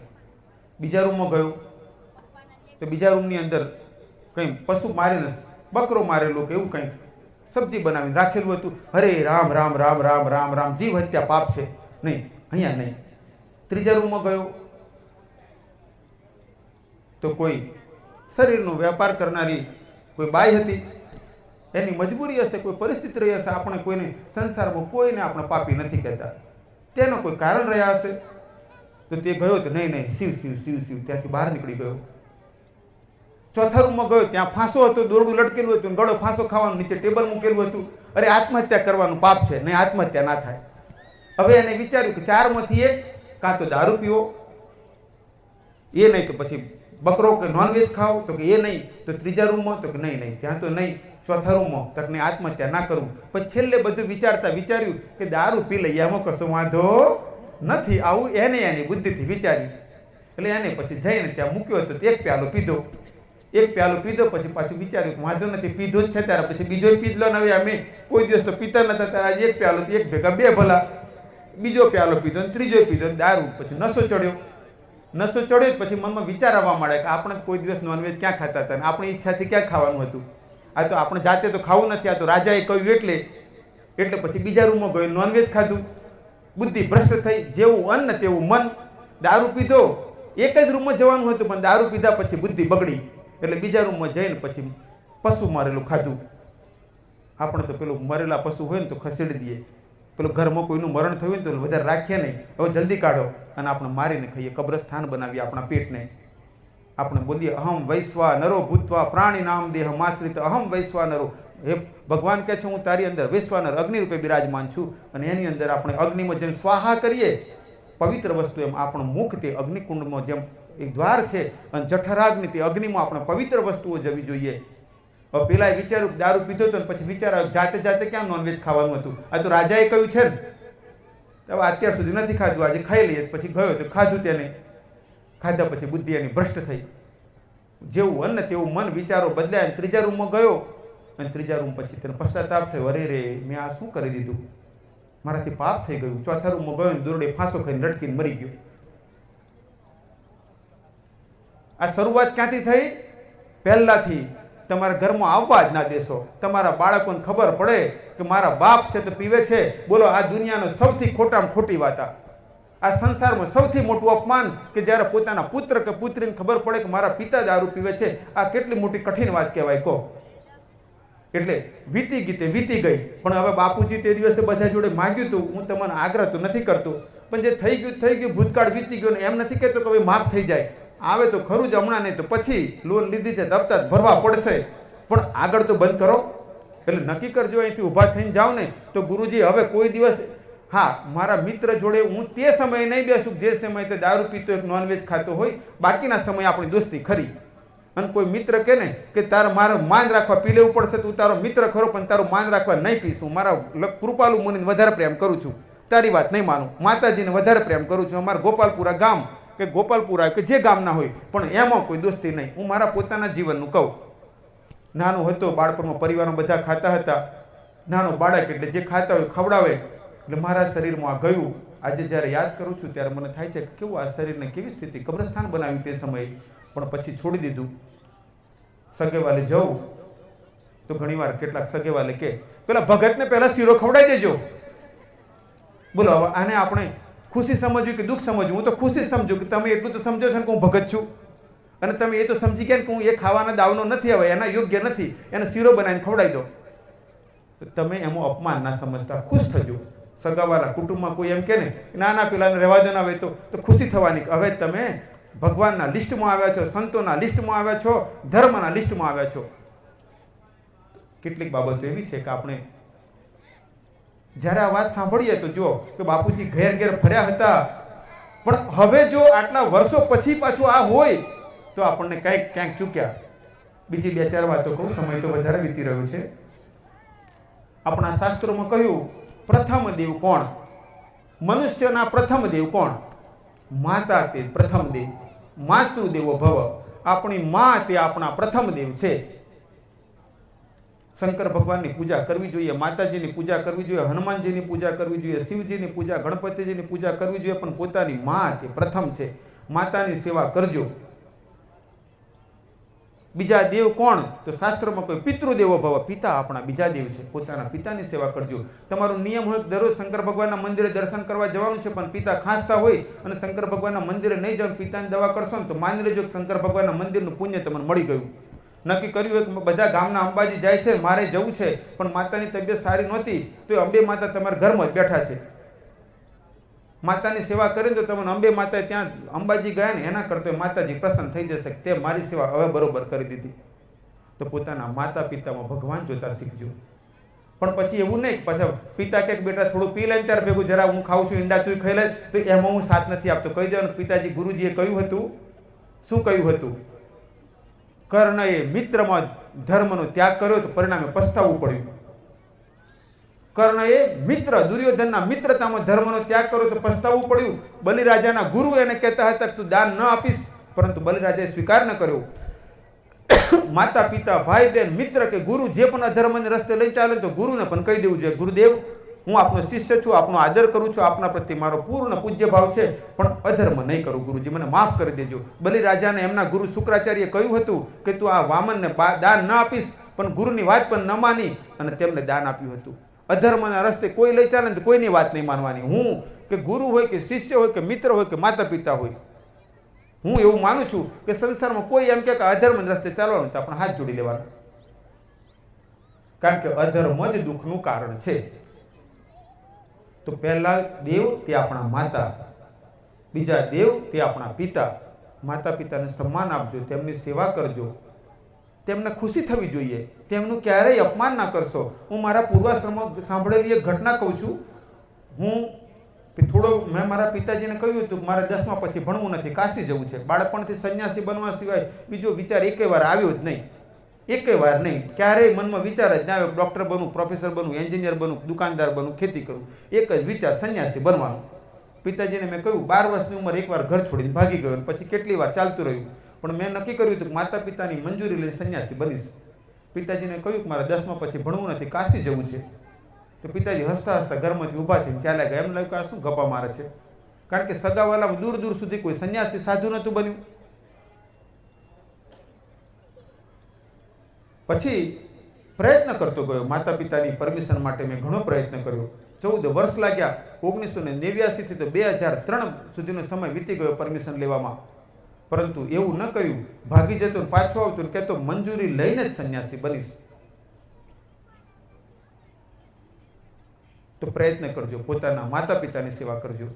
અને થોડો વખત હું કંપનીમાં QC કેમિસ્ટ રહ્યો, એટલે 56 પ્રકારની ટેબ્લેટનું રો મટીરિયલ ચેક કરવાનું, ટેબ્લેટ ચેક કરવાની પહેલી બેચ, પછી ક્વોલિટી કંટ્રોલમાં, પછી પ્રોડક્શન કેમિસ્ટમાં રહ્યો, અને પછી થોડો વખત ગણિત વિજ્ઞાનના શિક્ષકની નોકરી કરી.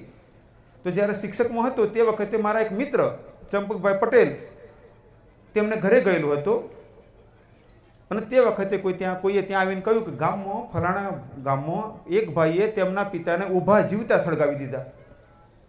તો આ વાત સાંભળી એટલે મારા મુખમાંથી અરેરાટી થઈ ગઈ. અરે રે, પોતાના પિતા પ્રત્યે આવું કર્યું? તો મને બધાને આ વાત સાંભળીને થાય કેટલું ખોટું કૃત્ય. એટલે પેલા મારા મિત્ર ચંપકભાઈએ કહ્યું, ભરત તને બધી વાત, મારું પૂર્વાશ્રમનું નામ ભરત હતું, ભરત તને બધી વાતોમાં તને દયા આવી જાય છે. તે ભાઈએ તેમના પિતા જ્યારે ગરડા હતા અને તેમનાથી ચલાતું નહોતું ત્યારે ખાટલામાં બેસી રહેતા હતા. તેમના ખાટલા નીચે શિયાળામાં સગડી મૂકી દીધી અને બહારનું બંધ કરી દીધું. તેમના પિતા ખાટલામાં જ મરી ગયા હતા સળગીને. તેમના પિતા, તે છોકરો જ્યારે મોટો થયો ત્યારે તેના દીકરાએ તેને ઊભો જીવતો સળગાવ્યો. યાદ રાખજો, આપણે આપણા માતા પિતાની સેવા નહીં કરીએ ને, તમે એમ ના વિચારતા બેટા આપણે આમ કરવાનું, બેટા હું તારે ઘણો લાડ પ્યાર કરું છું પણ તારે મારી સેવા કરવાની. ઉપરવાળો તો જુએ છે, વિધાતા તો જુએ છે કે તમે તમારા માતા પિતાની સેવા કરી છે કે નથી કરી. ગમે તેટલો લાડ પ્યાર કરશો, ગમે તેટલી બુદ્ધિ આપશો, પણ ઈશ્વર કાંઈક એવી ઘટનાઓ ઘટાવશે ને કે બધું ચક્ર ફરી જશે. એના કરતાં સારું એ નહીં આપણે આપણા માતા પિતાની સેવા કરીએ. તો પહેલા દેવ તે માતા, બીજા દેવ તે પિતા, અને ત્રીજા દેવ આપણા ગુરુ. તો આપણે માતા પિતાની સન્માન કરીએ, સેવા કરીએ. અને બીજી એક વાત યાદ રાખીએ, બધાના ઘર કાચના. કોઈને દુઃખમાં જોઈએ ને તો ખુશ ના થઈએ. એવું ના કે બરોબર થયું એ જ દાવના હતા, કોઈક દિવસ આપણો દાવ લાવી દે કુદરત. કોઈના દુઃખને જોઈને ખુશ ના થવું, કોઈને દુઃખી જોવા હોય તો ઈશ્વરને પ્રાર્થના કરવી, હે પ્રભુ તેને તેના પરિવારને સુખી રાખજો. આપણને ના ફાવે તો ના બોલવું, ના ફાવે તેને ઘેર ના જવું, પણ એને દુઃખી જોઈને ખુશ ના થવું. આ સદગુણ કહેવાય. તો પ્રયત્ન કરજો કે તમારા ઘર પરિવારમાં આ બધા સદગુણો આવે. અંતમાં થોડી 2-4 વાતો કહું.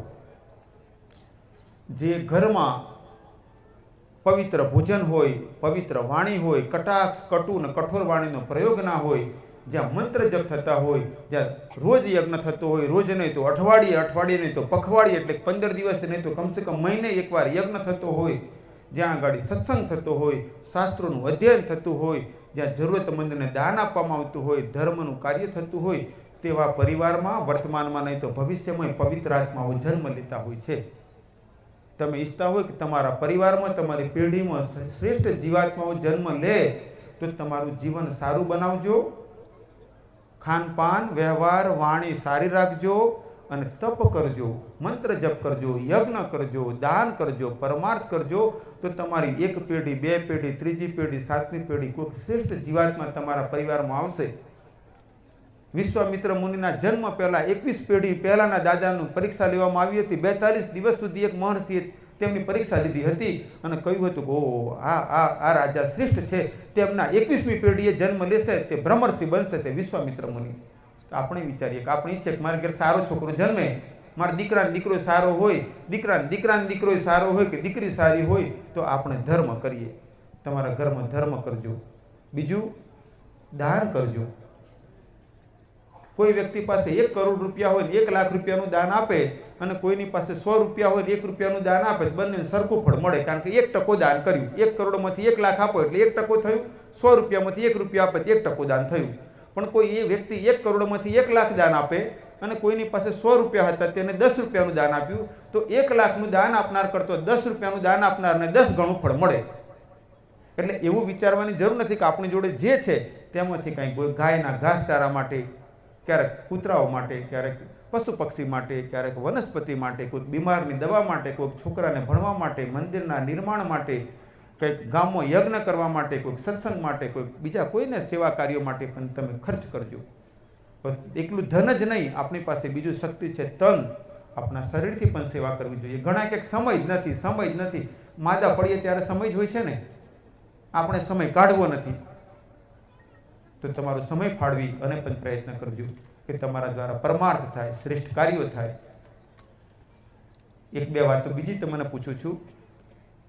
જો 100 મુસલમાનોને પૂછવામાં આવે કે નમાજ પડતા કેટલાને આવડે છે, તમારું શું માનવું છે? મોટા ભાગના, અથવા 100 નહીં. 100 હિન્દુઓને પૂછીએ કે તમારામાંથી યજ્ઞ કરતા કેટલાને આવડે છે, તો ગુરુજી મને તો નથી આવડતું. કેમ ભાઈ? મોબાઈલ ચલાવતા આવડે છે? તો હા ગુરુજી. સાયકલ તો હા ગુરુજી. 2 વ્હીલર તો હા ગુરુજી. કાર તો હા ગુરુજી. આટલું બધું શીખી લીધું ભાઈ, તો યજ્ઞ કેમ ના શીખ્યું તું? પૂજન કરતા આવડે છે તો ગુરુજી દીવો આરતી કરી લઈએ છીએ. વિધિ કેમ નથી આવડતી? શીખ્યા જ નથી આપણે, શીખવી નથી આપણે. તો આપણે યજ્ઞ કરતા શીખવું જોઈએ, વિધિ વિધાનથી દેવ પૂજન કરતા શીખવું જોઈએ, સંધ્યા કર્મ કરતા શીખવું જોઈએ, યોગ કરતા શીખવું જોઈએ. તો આપણા ઘરોમાં ધર્મ વધવો જોઈએ. એટલે તમે બધા શીખજો. તમારામાંથી કોઈ થાય ગુરુજી અમારે યજ્ઞ કરતા શીખવું છે, ત્યાં જયેશભાઈ આવે છે, દિવ્યેશજી છે, મીરાબેન છે, આ બધાય તમને અહીં કરી તમે કહેશો તમારા ગામમાં આવશે, અને ગામમાં અહીંયા મંદિરના આંગણે કે તમે ગામમાં કોઈ એક જગ્યાએ બધા શીખજો. અને આમાં બહેનો કે ભાઈઓ એવું હોતું નથી, ફક્ત પવિત્રતાનું પાલન કરવાનું હોય છે બસ. બાકી બહેન હોય કે ભાઈ હોય, હું માનું છું કે આ પૃથ્વી પર ભાઈઓ અને બહેનોનો સરખો અધિકાર છે. ધર્મમાં સરખો અધિકાર છે. જેટલો અધિકાર પુરુષનો છે તેટલો સ્ત્રીનો છે. ફક્ત પવિત્રતાના પાલનની વાત છે બસ. બાકી પ્રત્યેક સ્ત્રીને ધર્મનો તેટલો જ અધિકાર છે. આ આદ્ય શક્તિની આપણે સ્થાપના કરીએ તો બધા આદ્ય શક્તિના સ્વરૂપો છો. અને તમારે દીકરીઓને પણ શીખવજો, બેટા યજ્ઞ કરજે. જ્યારે તું તકલીફમાં આવે ને ત્યારે તારે યજ્ઞ કરવા બેસી જવાનું. યજ્ઞ કરવામાં કેટલો ખર્ચો થાય? 2 રૂપિયા 5 રૂપિયામાં યજ્ઞ થાય. તમે થાય ગુરુજી 2 રૂપિયા 5 રૂપિયામાં? હા, નાનું સરખું માટીનું કુંડું લઈ લો અને કટોરીમાં થોડા તલ લઈ લો અને 1 ટપકું 2 ટપકું અંદર ગાયનું ઘી નાખીને મોઈ નાખો એને, અને અંદર છાણા લાકડા સળગાવી અને આહુતિ આપવા માંડો. પવિત્રીકરણ આચમન ન્યાસ કરવાનો. 5 રૂપિયામાં યજ્ઞ થાય, 2 રૂપિયામાં થાય. પણ યજ્ઞ કરજો. તમારામાંથી કોઈને એમ થાય કે ગુરુજી મારા ઘરમાં ધનની ઘણી મુશ્કેલી છે, એવો કાંઈ ઉપાય બતાવતા જાઓ કે તાત્કાલિક નહીં પણ ભવિષ્યમાં ચોક્કસ એનું સારું ફળ મળે. યજ્ઞ કરજો. યજ્ઞ દેવતાઓનું મુખ છે. એક વ્યક્તિનું તમને નામ નથી કહેતો પણ ઉદાહરણ કહું છું. એક મધ્યમ વર્ગના દિલ્હીના વ્યક્તિ, તેમને કોઈ યજ્ઞ કરવાની પ્રેરણા કરી, તે યજ્ઞ કરતા ગયા. દરરોજ એક કટોરીમાં થોડું ઘી લઈને બેસે ને યજ્ઞ કરે. મુશ્કેલીઓ વધી, ક્યારેક મુશ્કેલીઓ ઘટી, પાછી ક્યારેક વધી ઘટી, એમ કરતા સમય વીતતો ગયો. પરિસ્થિતિ વધતી ગઈ આગળ. ઘરમાં 4 વ્યક્તિઓ, પતિ પત્ની, દીકરો ને દીકરી, બધા યજ્ઞ કરતા શીખ્યા. બધા સાથે બેસીને યજ્ઞ કરે. ક્યારેક દીકરીને કે પત્નીના અનુકૂળતા ન હોય તો બાપ દીકરો બેસીને યજ્ઞ કરે, કદાચ એક વ્યક્તિએ યજ્ઞ કરે, મોટું મકાન લીધું, બંગલો, રસોઈયા, સિક્યુરિટીવાળા, ડ્રાઈવરો, વધતું ચાલી ગયું, વ્યવસ્થા વધતી ચાલી ગઈ, નિર્ણય કર્યો દરરોજ 1 કિલો ઘીની આહુતિ આપવાની. એટલે હવન સામગ્રીને બધું ખરું, 1 કિલો ઘી દરરોજ આહુતિ આપવાની. પકડી લીધી હતી એક વાત કે યજ્ઞ કરીશ, યજ્ઞ દેવતાઓનું મુખ છે, યજ્ઞ કરવાનો. તો બધા પ્રયત્ન કરજો કે આપણે બધા હિન્દુ સનાતની આપણા ઘરમાં યજ્ઞ થાય, દેવપૂજન થાય, સંધ્યા કર્મ થાય, ભગવદ્ ગીતાનું વાંચન કર્મો, 12મો અધ્યાયનો 13માંથી 20મો શ્લોક વાંચો, અરીસામાં જોઈએ ને આપણો ચહેરો ઠીક કરીએ ને તેવી જ રીતે ભગવદ્ ગીતાના 12મા અધ્યાયનો 13માંથી 20મો શ્લોકને એનો અરીસો સમજી લેવાનો. આપણે તેમાં જોવાનું, આપણે પોતાને ઓળખવાના કે આવો છું. કેટલાક પાઠ કરે, 12મા અધ્યાયનો 12 વર્ષથી પાઠ કરતા હોય, ભક્તિ ના આવી હોય. પાઠ ક્યારથી કરો છો? તો ભક્તિ યોગનો 12 વર્ષથી પાઠ કરું છું. તો હજુ ગાળો બોલો છો?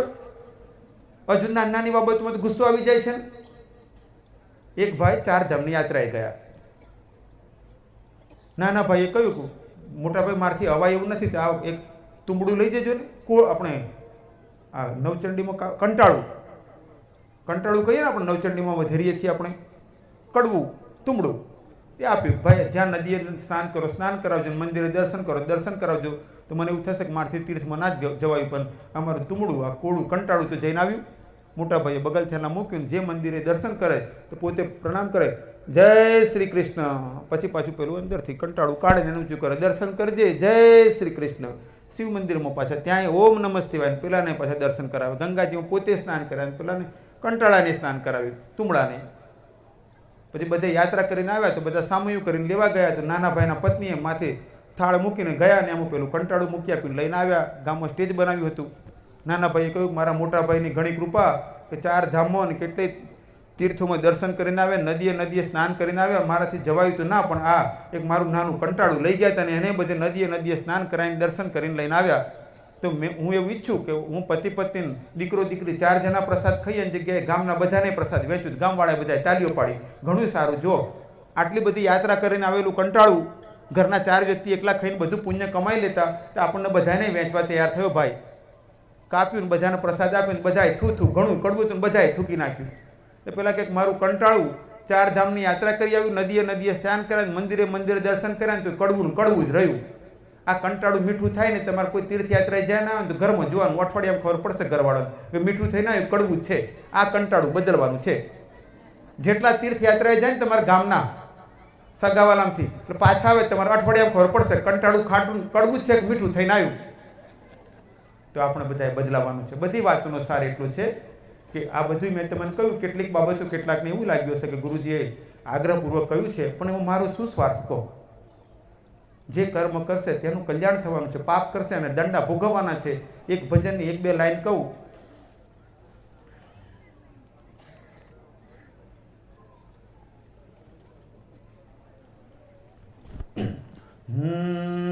मन माने नहीं बात धर्म की, तो दंड तू यम का खाएगा. मन माने, જયેશભાઈ આવો જરા, તો 2-3 લાઈન તમે કહો તો હું થોડું.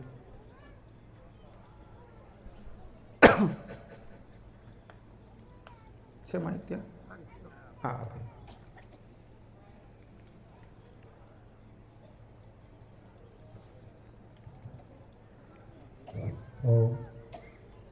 मन माने नहीं बात धर्म की, ओ मन माने नहीं बात धर्म की, तो दंड तू यम का खाएगा, तो दंड तू यम का खाएगा. धन और रिश्ते कामनाए, धन और रिश्ते कामनाए, वैद भी वापस जाएगा. मन माने नहीं बात धर्म की, ओ मन माने नहीं बात धर्म की, तो दंड तू यम का खाएगा, तो दंड तू यम का खाएगा. जिनके मोह में धर्म त्यागे, जिनके मोह में धर्म त्यागे, ना उनका साथ तू पाएगा। रोग दुख तेरा पीछा न छोड़ेंगे, रोग दुख तेरा पीछा न छोड़ेंगे। कलेश से थक जाएगा, मन माने नहीं बात धर्म की, ओ मन माने नहीं बात धर्म की, तो दंड तू यम का खाएगा, तो दंड तू यम का खाएगा। ઓકે જયેશભાઈ, આપણે પ્રયત્ન કરવાનો કે ધર્મનું પાલન કરીએ. અહીંયા કેટલાક આધ્યાત્મિક કલ્યાણના માટે પ્રયત્ન કરનાર વડીલો પણ તેમના માટે કઠોપનિષદની એકાદ નાની વાત કહીને પછી સત્સંગ પૂરો કરીએ. આપણે કઠોપનિષદમાં જે સમજાવ્યું છે તેના એકાદ શ્લોકનો અર્થ તેવો છે કે આ આપણું શરીર તે રથ છે. આપણું શરીર તે એક રથની ઉપમા આપી. શરીર તે રથ છે. આપણી 5 ઇન્દ્રિયો તે 5 ઘોડાઓ છે. આંખ, નાક, કાન, જીભ અને ચામડી. આ 5 ને ઘોડાની ઉપમા આપી. આ શરીર રૂપી રથ આ 5 ઘોડાઓથી જોડાયેલો છે. જેમ ઘોડા રથને લઈને દોડતા હોય એમ આપણી આંખ લઈને દોડે.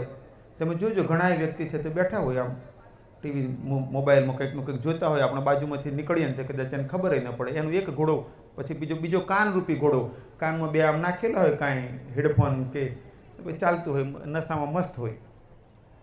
પછી કાનરૂપી, પછી ખાનપાન રૂપી. આ ખાનપાન તો મેં આગળ કહ્યું ને કેટલાય પાપ કરાવી દે કેટલાયને. તો જીભ રૂપી, એવું નાકથી ગંધરૂપી, એવું ચામડીથી સ્પર્શરૂપી. તો આ 5 ઇન્દ્રિયો રૂપી 5 ઘોડા આપણા શરીરને લઈને ચાલે છે.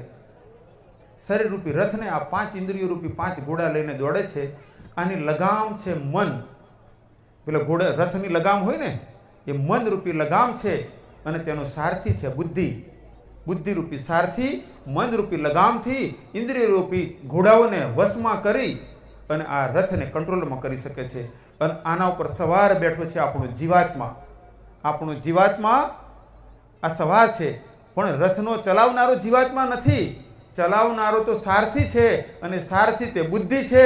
અને બુદ્ધિ લગામ પકડી છે મનની અને તેને 5 ઘોડાને વશમાં કરવાના છે તો રથ યોગ્ય રીતે ચાલે. હવે જો સારથી સારો ના હોય તો ઘોડા ગમે તેમ દોડાદોડી કરે. એટલે ગાયત્રી મંત્રમાં કહ્યું છે કે પ્રભુ મને સદબુદ્ધિ આપો. આ સારથી સારો હોવો જોઈએ, એટલે સદબુદ્ધિ હોવી જોઈએ. અને આ બુદ્ધિ આવે ક્યાંથી? દુર્બુદ્ધિ હોય તો ડૂબાડે અને સદબુદ્ધિ તારે. તો બુદ્ધિ માટેના 2 વાત છે. શાસ્ત્રોનું અધ્યયન કરજો, નહીં તો સત્સંગ કરજો.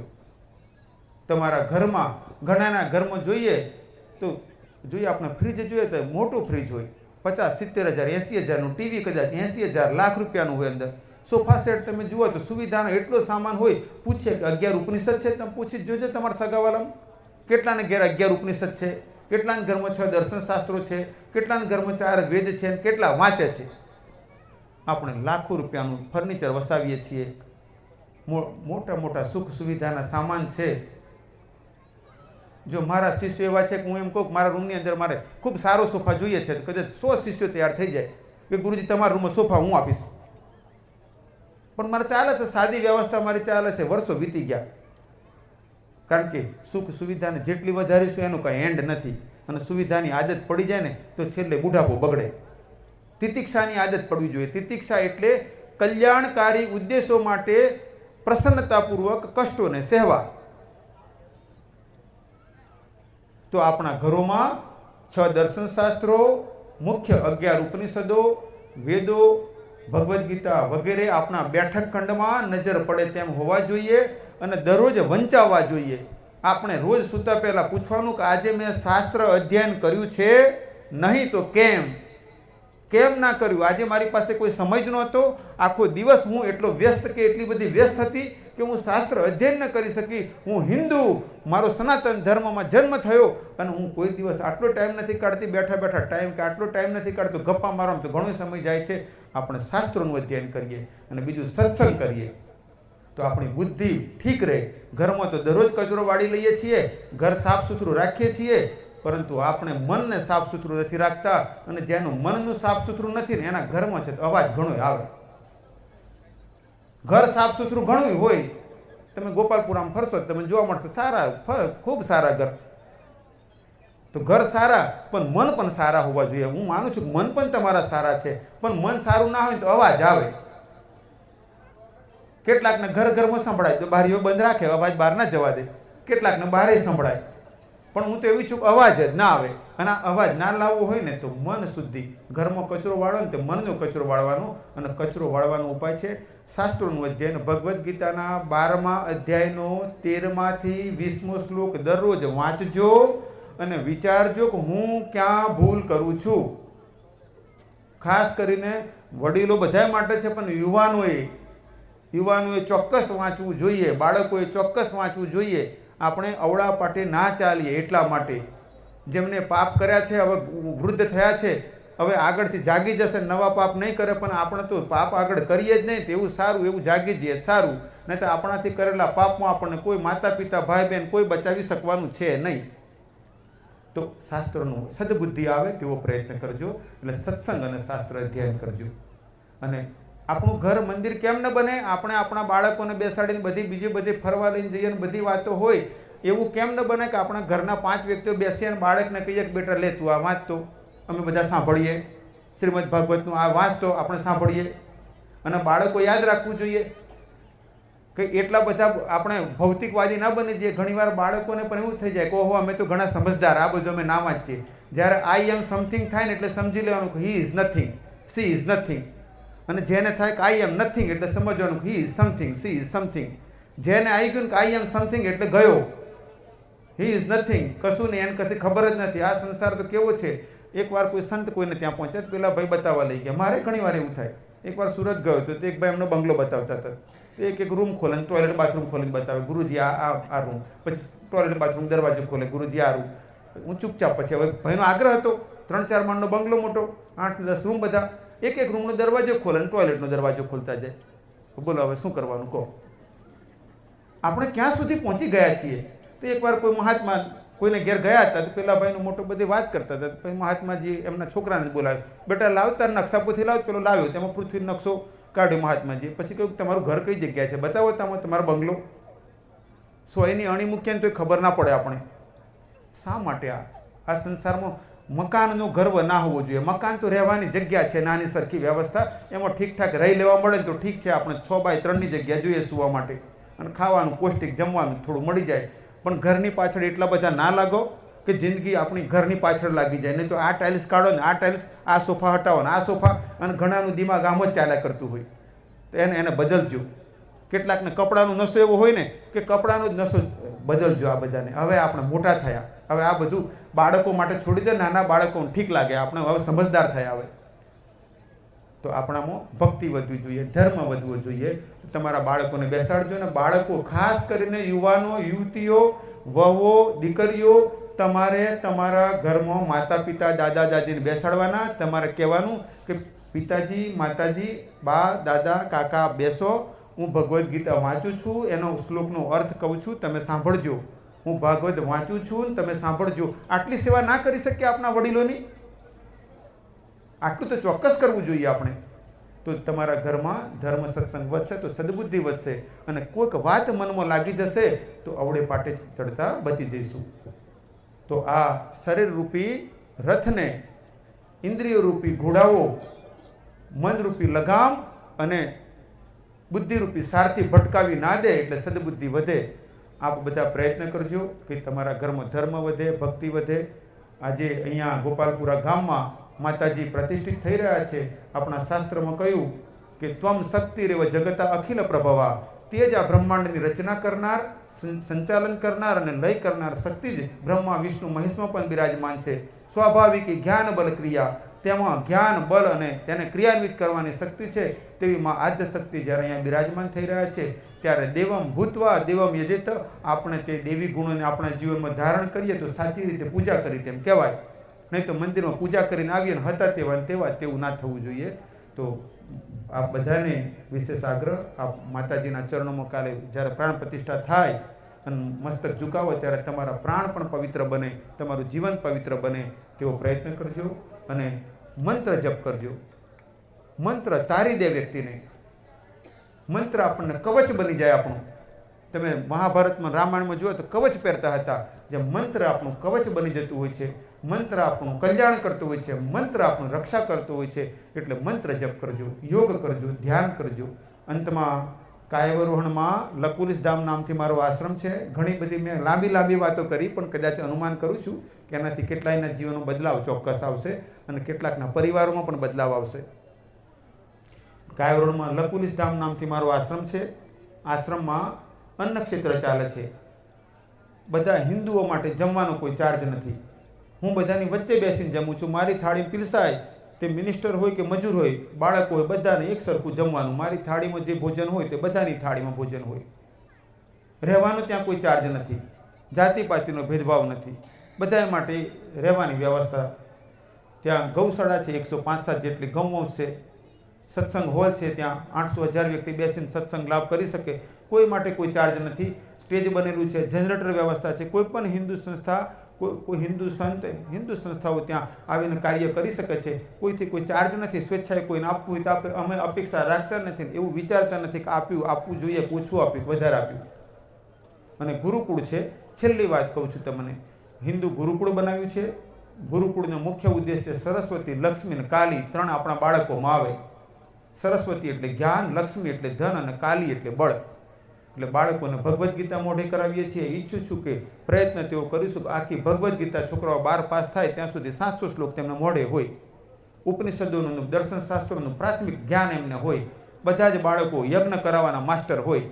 બધા જ બાળકોને સંધ્યાકર્મ આવડતું હોય, પંચોપચાર, ષોડશોપચાર પૂજન આવડતું હોય. તમારા પોતાને પૂજ્યો. ફળિયામાંથી 10 છોકરાને ભેગા કરીને કહેજો કે આ શંખ વગાડી બતાવો. તો બીજું બધું છોડો, ખાલી શંખ એકલો વગાડી બતાવો કે 10માંથી 5ને નહીં વગાડી શકતા હોય. તો આ આપણા બાળકો યજ્ઞ કરે, યોગ કરે, દેવપૂજન કરે, સંધ્યાકર્મ કરે, ભગવદ્ ગીતા મોઢે કરે. સાથે જ તલવાર ચલાવે. ત્યાં તલવારની ટ્રેનિંગ છે, રાઇફલ શૂટિંગ રેન્જ છે. બધા બાળકોને, છોકરાઓને બંદૂકની ટ્રેનિંગ, ઘોડાઓ છે, ઘોડેસવારની ટ્રેનિંગ, માર્શલ આર્ટની ટ્રેનિંગ, ભાલાની ટ્રેનિંગ, ત્યાં કરાટે, જુડોની training, English medium, Gujarati medium, એનસીઆરટીનો જે કોર્સ છે તે ભણવાનું ત્યાં, એસી ક્લાસરૂમ, એસી હોસ્ટેલ, આ બધી ત્યાં વ્યવસ્થાઓ છે.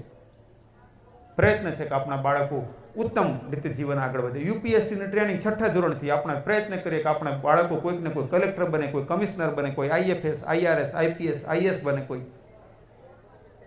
તો આવું ત્યાં આયોજન છે. એક બાળક પાછળ લગભગ 1,71,000નો ખર્ચો છે. આપણે ત્યાં 70,000 રૂપિયા રાખ્યા છે. રહેવાનું, જમવાનું, કપડાં, પેન, પેન્સિલ, ચોપડી, પિકનિક, આ બધું જ એમાં આવી ગયું. કોઈથી 70 ના આપી શકાય તો 65, 60, 55, 50, 30, 20, 10, 5,000, 1,000 નહીં તો શુભેચ્છા. કોઈ હિન્દુને પૈસાને કારણે કોઈ દીકરા દીકરીને ત્યાંથી પાછું ના જવું પડે. અને જો કોઈનું ત્રીજું બાળક હોય તો પહેલાં 2 બાળકને લાવવાનું, માતા પિતા ત્રીજા બાળકને 1 રૂપિયો આપે તો ગુરુકુળમાં લેવાનું નહીં. ત્રીજું બાળક હિન્દુ સમાજની મોટી ભેટ. આવી ત્યાં વ્યવસ્થા કરેલી છે. આપણે બધા મળીને પ્રયત્ન કરીએ કે આવા ગુરુકુળને ભારતમાં આગળ વધારીએ. સાથે મળીને પ્રયત્ન કરીએ. કોઈક દિવસ તો આ સંસારમાંથી જઈશું. કદાચ કોઈક વિરલા શરીરને જીતીને જશે, પણ આપણે કંઈક તેવું કાર્ય કરીએ. તમને બધાને આ બધી વાત એટલા માટે કહી કે તમારા સગાવાલા મિત્રોને કહેજો કે તેમના બાળકોને જો ગુરુકુળમાં ત્યાં મૂકવા હોય તો ચોક્કસ મૂકે. અને સાથે જ તમે મને પૂછ્યા વગર તમે કોઈને કહી શકો છો કે તમને કોઈ લાગે કે આની આર્થિક સ્થિતિ સારી નથી અને પેલા કંઈક મારથી તો 11,000 જ અપાવ્યા છે, તમે કહી શકો ચાલો હું લઈ જાઉં. 11,000માં તમારા બાળકને છે તો ભણવાનું આખું વર્ષ, રહેવાનું, ખાવાનું, કપડાં, પેન પેન્સિલ, ગાયનું દૂધ, ગાયનું ઘી અને ઉત્તમ ભોજન. તમને લાગે કે આમનાથી 1 રૂપિયો અપાયો નથી, તમે મને પૂછ્યા વગર તમારે કહી દેવાનું ચલો એ તો ગુરુજીને હું વાત કરી લઈશ, ચલો તમારે 1 રૂપિયો નહીં આપવો પડે. તમારા છોકરાને 6ઠા ધોરણ મૂકી દો, 12મા સુધી ભણાવીને મોકલીશું. આગળ આપણે કોલેજો કરવી છે, મેરેજ હોલે બનાવવો છે કે ત્યાં આગળ છોકરાઓ ભણતા હોય ને ત્રીજું બાળક હોય ને 1 રૂપિયો લીધા વગર પરણાવી આપવાના. પણ શરત એટલી માતા પિતાની પરમિશનથી સમાજની છોકરી જોડે લગ્ન કરવું હોય તો આવી આપણે વ્યવસ્થા કરી છે. હું સંન્યાસી છું, ભિક્ષા માગીને આયોજન કરું છું. આ બધું શા માટે? આપણા હિન્દુ ધર્મની રક્ષા માટે. ઘણા લોકો એવા છે ને કે 26મી જાન્યુઆરી 15મી ઓગસ્ટે ધ્વજવંદનમાં નથી જતા. આ ઇલેક્શન ચાલતું હોય, કેટલાક વોટ અપાઈ ના જતા હોય. અને હવે થોડા દિવસોમાં વસ્તી ગણતરી આવે છે. વસ્તી ગણતરીની પહેલી ભાષા સંસ્કૃત લખજો. ગઈ વખતે ગણતરી થઈ 2011માં, ત્યારે આખા ભારતમાં 21,000 વ્યક્તિઓ લખ્યું કે મને સંસ્કૃત આવડે. એટલે સરકાર સંસ્કૃતનું કશું પ્રોજેક્ટ જ ના કરી શકે. ઉર્દુવાળા ઘણાય ને આપણે ખાલી 21,000 જેટલા જ હતા. બધાએ લખવાનું તમારી પહેલી ભાષા સંસ્કૃત બોલો. ગુરુ બ્રહ્મા ગુરુ વિષ્ણુ આવડે છે કે નથી આવડતું? ઓમ નમઃ શિવાય આવડે છે કે નથી આવડતું? આપણે બધા હિન્દુએ પહેલી ભાષા સંસ્કૃત ને બીજી ગુજરાતી. આવું થશે ને તો આપણા ભારતમાં સંસ્કૃત વિદ્યા માટેનું ઘણું ફંડ ફળવાશે અને ઘણા ગુરુકુળો બનશે. તો આ બધો ત્યાંથી હું પ્રયત્ન કરી રહ્યો છું અને એવું ઈચ્છું કે મારા જીવનમાં ઘણા ગુરુકુળો બનાવું, ઘણા સ્થાનો બનાવું. ત્યાં કોઈ જગ્યાએ રહેવાનો રૂપિયો ના હોય, જમવાનું ના હોય. આશ્રમને હોટલ નહીં બનવા દેવાનું. રૂપિયા ના હોય તો તાળું મારી દેવાનું, પણ રૂપિયા લઈને જમાવાની, રૂપિયા લઈને રહેવાની વાત નહીં. ત્યાં આવી વ્યવસ્થા છે. આપણે બધા મળીને પ્રયત્ન કરીએ, આપણા ધર્મના કાર્યને આગળ વધારીએ. આ બધાને આમંત્રણ છે. જ્યારે મોકો મળે ત્યારે ચોક્કસ આવજો. અને જે વડીલોને તો ખાસ કહું, પહેલી તો વાત વહુઓને કરવાની, દીકરાઓને કરવાની, તમારા માતા પિતાની સેવા કરજો. અને બીજી જે દીકરીઓ અહીંયા પરણીને આવી છે એ વહુને કહેવાનું કે આપણે જ્યારે લગ્ન પ્રસંગમાં હોય ત્યારે તો પેલું ગાતા હોય, તમે બહેનો ખાસ બધા ગાતા હોય ને કે માતાની માયા બેની છોડી દો, છોડી દો બેની છોડી દો, સાસુની માયા બેની ઝડપી લો. કદાચ પોતે ના ઝડપી હોય પણ ગાય તો ખરા. એટલે આપણે કહીએ સાસુ સસરાની માયા ઝડપી લો. લગ્ન થયા પછી સાસુ સસરા તે જ માતા પિતાનું સ્થાન ધારણ કરે છે. એટલે વહુએ પોતાના સાસુ સસરાની નિષ્ઠાથી સેવા કરવી જોઈએ. કદાચ મંદિરમાં જવાનું ચૂકી જવાશે ચાલશે, પણ તમારા સાસુ સસરાની સેવા કરજો અને દીકરાઓ માતા પિતાની સેવા કરજો. અને વડીલોને કહું છું કે વડીલો છે તો ક્યાં સુધી ઘેર બેસી રહેશો? ખભે ઊંચકીને લઈને મૂક્યા હોય ત્યાં સ્મશાનમાં, એના કરતાં ચાલતા આવી જજો આશ્રમમાં. રહેવાના રૂમ સારા છે, એટેચ બાથરૂમ છે, જમવાનું સારું છે, ગાયનું ઘી, ગાયનું દૂધ, ગાયની છાશ, અને અમે ત્યાં સારું ભોજન કરીએ છીએ. જે વડીલોની ઈચ્છા થાય કે ગુરુજી હવે ગોપાલપુરામાં ઘણું જીવી લીધું, હવે 15 દિવસ આશ્રમ અને 15 દિવસ ગોપાલપુરા, પછી 1 વર્ષ પછી 20 દિવસ આશ્રમ અને 10 દિવસ અહીંયા, અને પાછું ઈચ્છા થાય પાછું આવી જવાનું. જો ઘેર ખાવાનો ખર્ચો બચ્યો, પડોશીઓની ખટપટ બચી, ઘરમાં બાળકોને ખટપટ મટી, અને તમારા આશ્રમમાં આવશો તો આવતા ભાવનું ભાથું કમાશો. અને પણ ત્યાં આવીને પછી બેઠા બેઠા યુટ્યુબ જોયા કરો, ગપ્પા માર્યા કરો, મારે કેવું પડે પાછા ઘેર જાઓ. કંઈક સેવા કરજો. પરંતુ એટલું ચોક્કસ કહું, આગ્રહપૂર્વક કહું કે વડીલોએ પણ માયા છોડવી જોઈએ. ક્યાં સુધી? મૃત્યુ આવી જાય ત્યાં સુધી? ક્યાં સુધી? માયા છોડો અને ઘરથી બહાર નીકળો. ખભે બગલ થયેલો ભરવો અને ધર્મનો પ્રચાર પ્રસાર કરો. તો આ બધાને આમંત્રણ છે. કાયવરોણ આવજો. ભગવાનને હું પ્રાર્થના કરું છું કે આપણા ગામમાં માતાજી આવીને બેઠા છે ત્યારે યાદ રાખજો, મૂર્તિને મૂર્તિ ન માનતા, મૂર્તિને આદિ શક્તિ માનજો, આદ્ય શક્તિ માનજો. સાચી નિષ્ઠાથી સેવા કરજો, ભક્તિ કરજો અને જીવન પવિત્ર બનાવજો. માતાજીના આશીર્વાદથી તમારા ગામમાં બધાને સુખ સંપત્તિ વધે, પરિવારોમાં પ્રેમ વધે, બધાને સારું સ્વાસ્થ્ય પ્રાપ્ત થાય, બાળકો શ્રેષ્ઠ માર્ગે ચાલે તેવી માતાજીને પ્રાર્થના. ભગવાનને હું પ્રાર્થના કરું છું કે આપ સર્વેને તેવી શક્તિ આપે, એવી પરિસ્થિતિ આપે, તેવી મતિ આપે કે તમે, તમારા બાળકો, તમારો પરિવાર બધા સુખી થાય, બધાને ઉત્તમ સ્વાસ્થ્ય લાભ પ્રાપ્ત થાય, તમારા પરિવારમાં સન્મતિ પ્રાપ્ત થાય, તમારા ઘરમાં ઉત્તમ રીતે ધર્મ વધે, તમે પોતાના કલ્યાણ સાથે સર્વ કલ્યાણ માટે ઉત્તમ કાર્ય કરો. ઓમ ઓમ સર્વેનું મંગલ હો, સર્વેનું મંગલ હો, સર્વેનું મંગલ હો. ઓમ જય ભગવાન.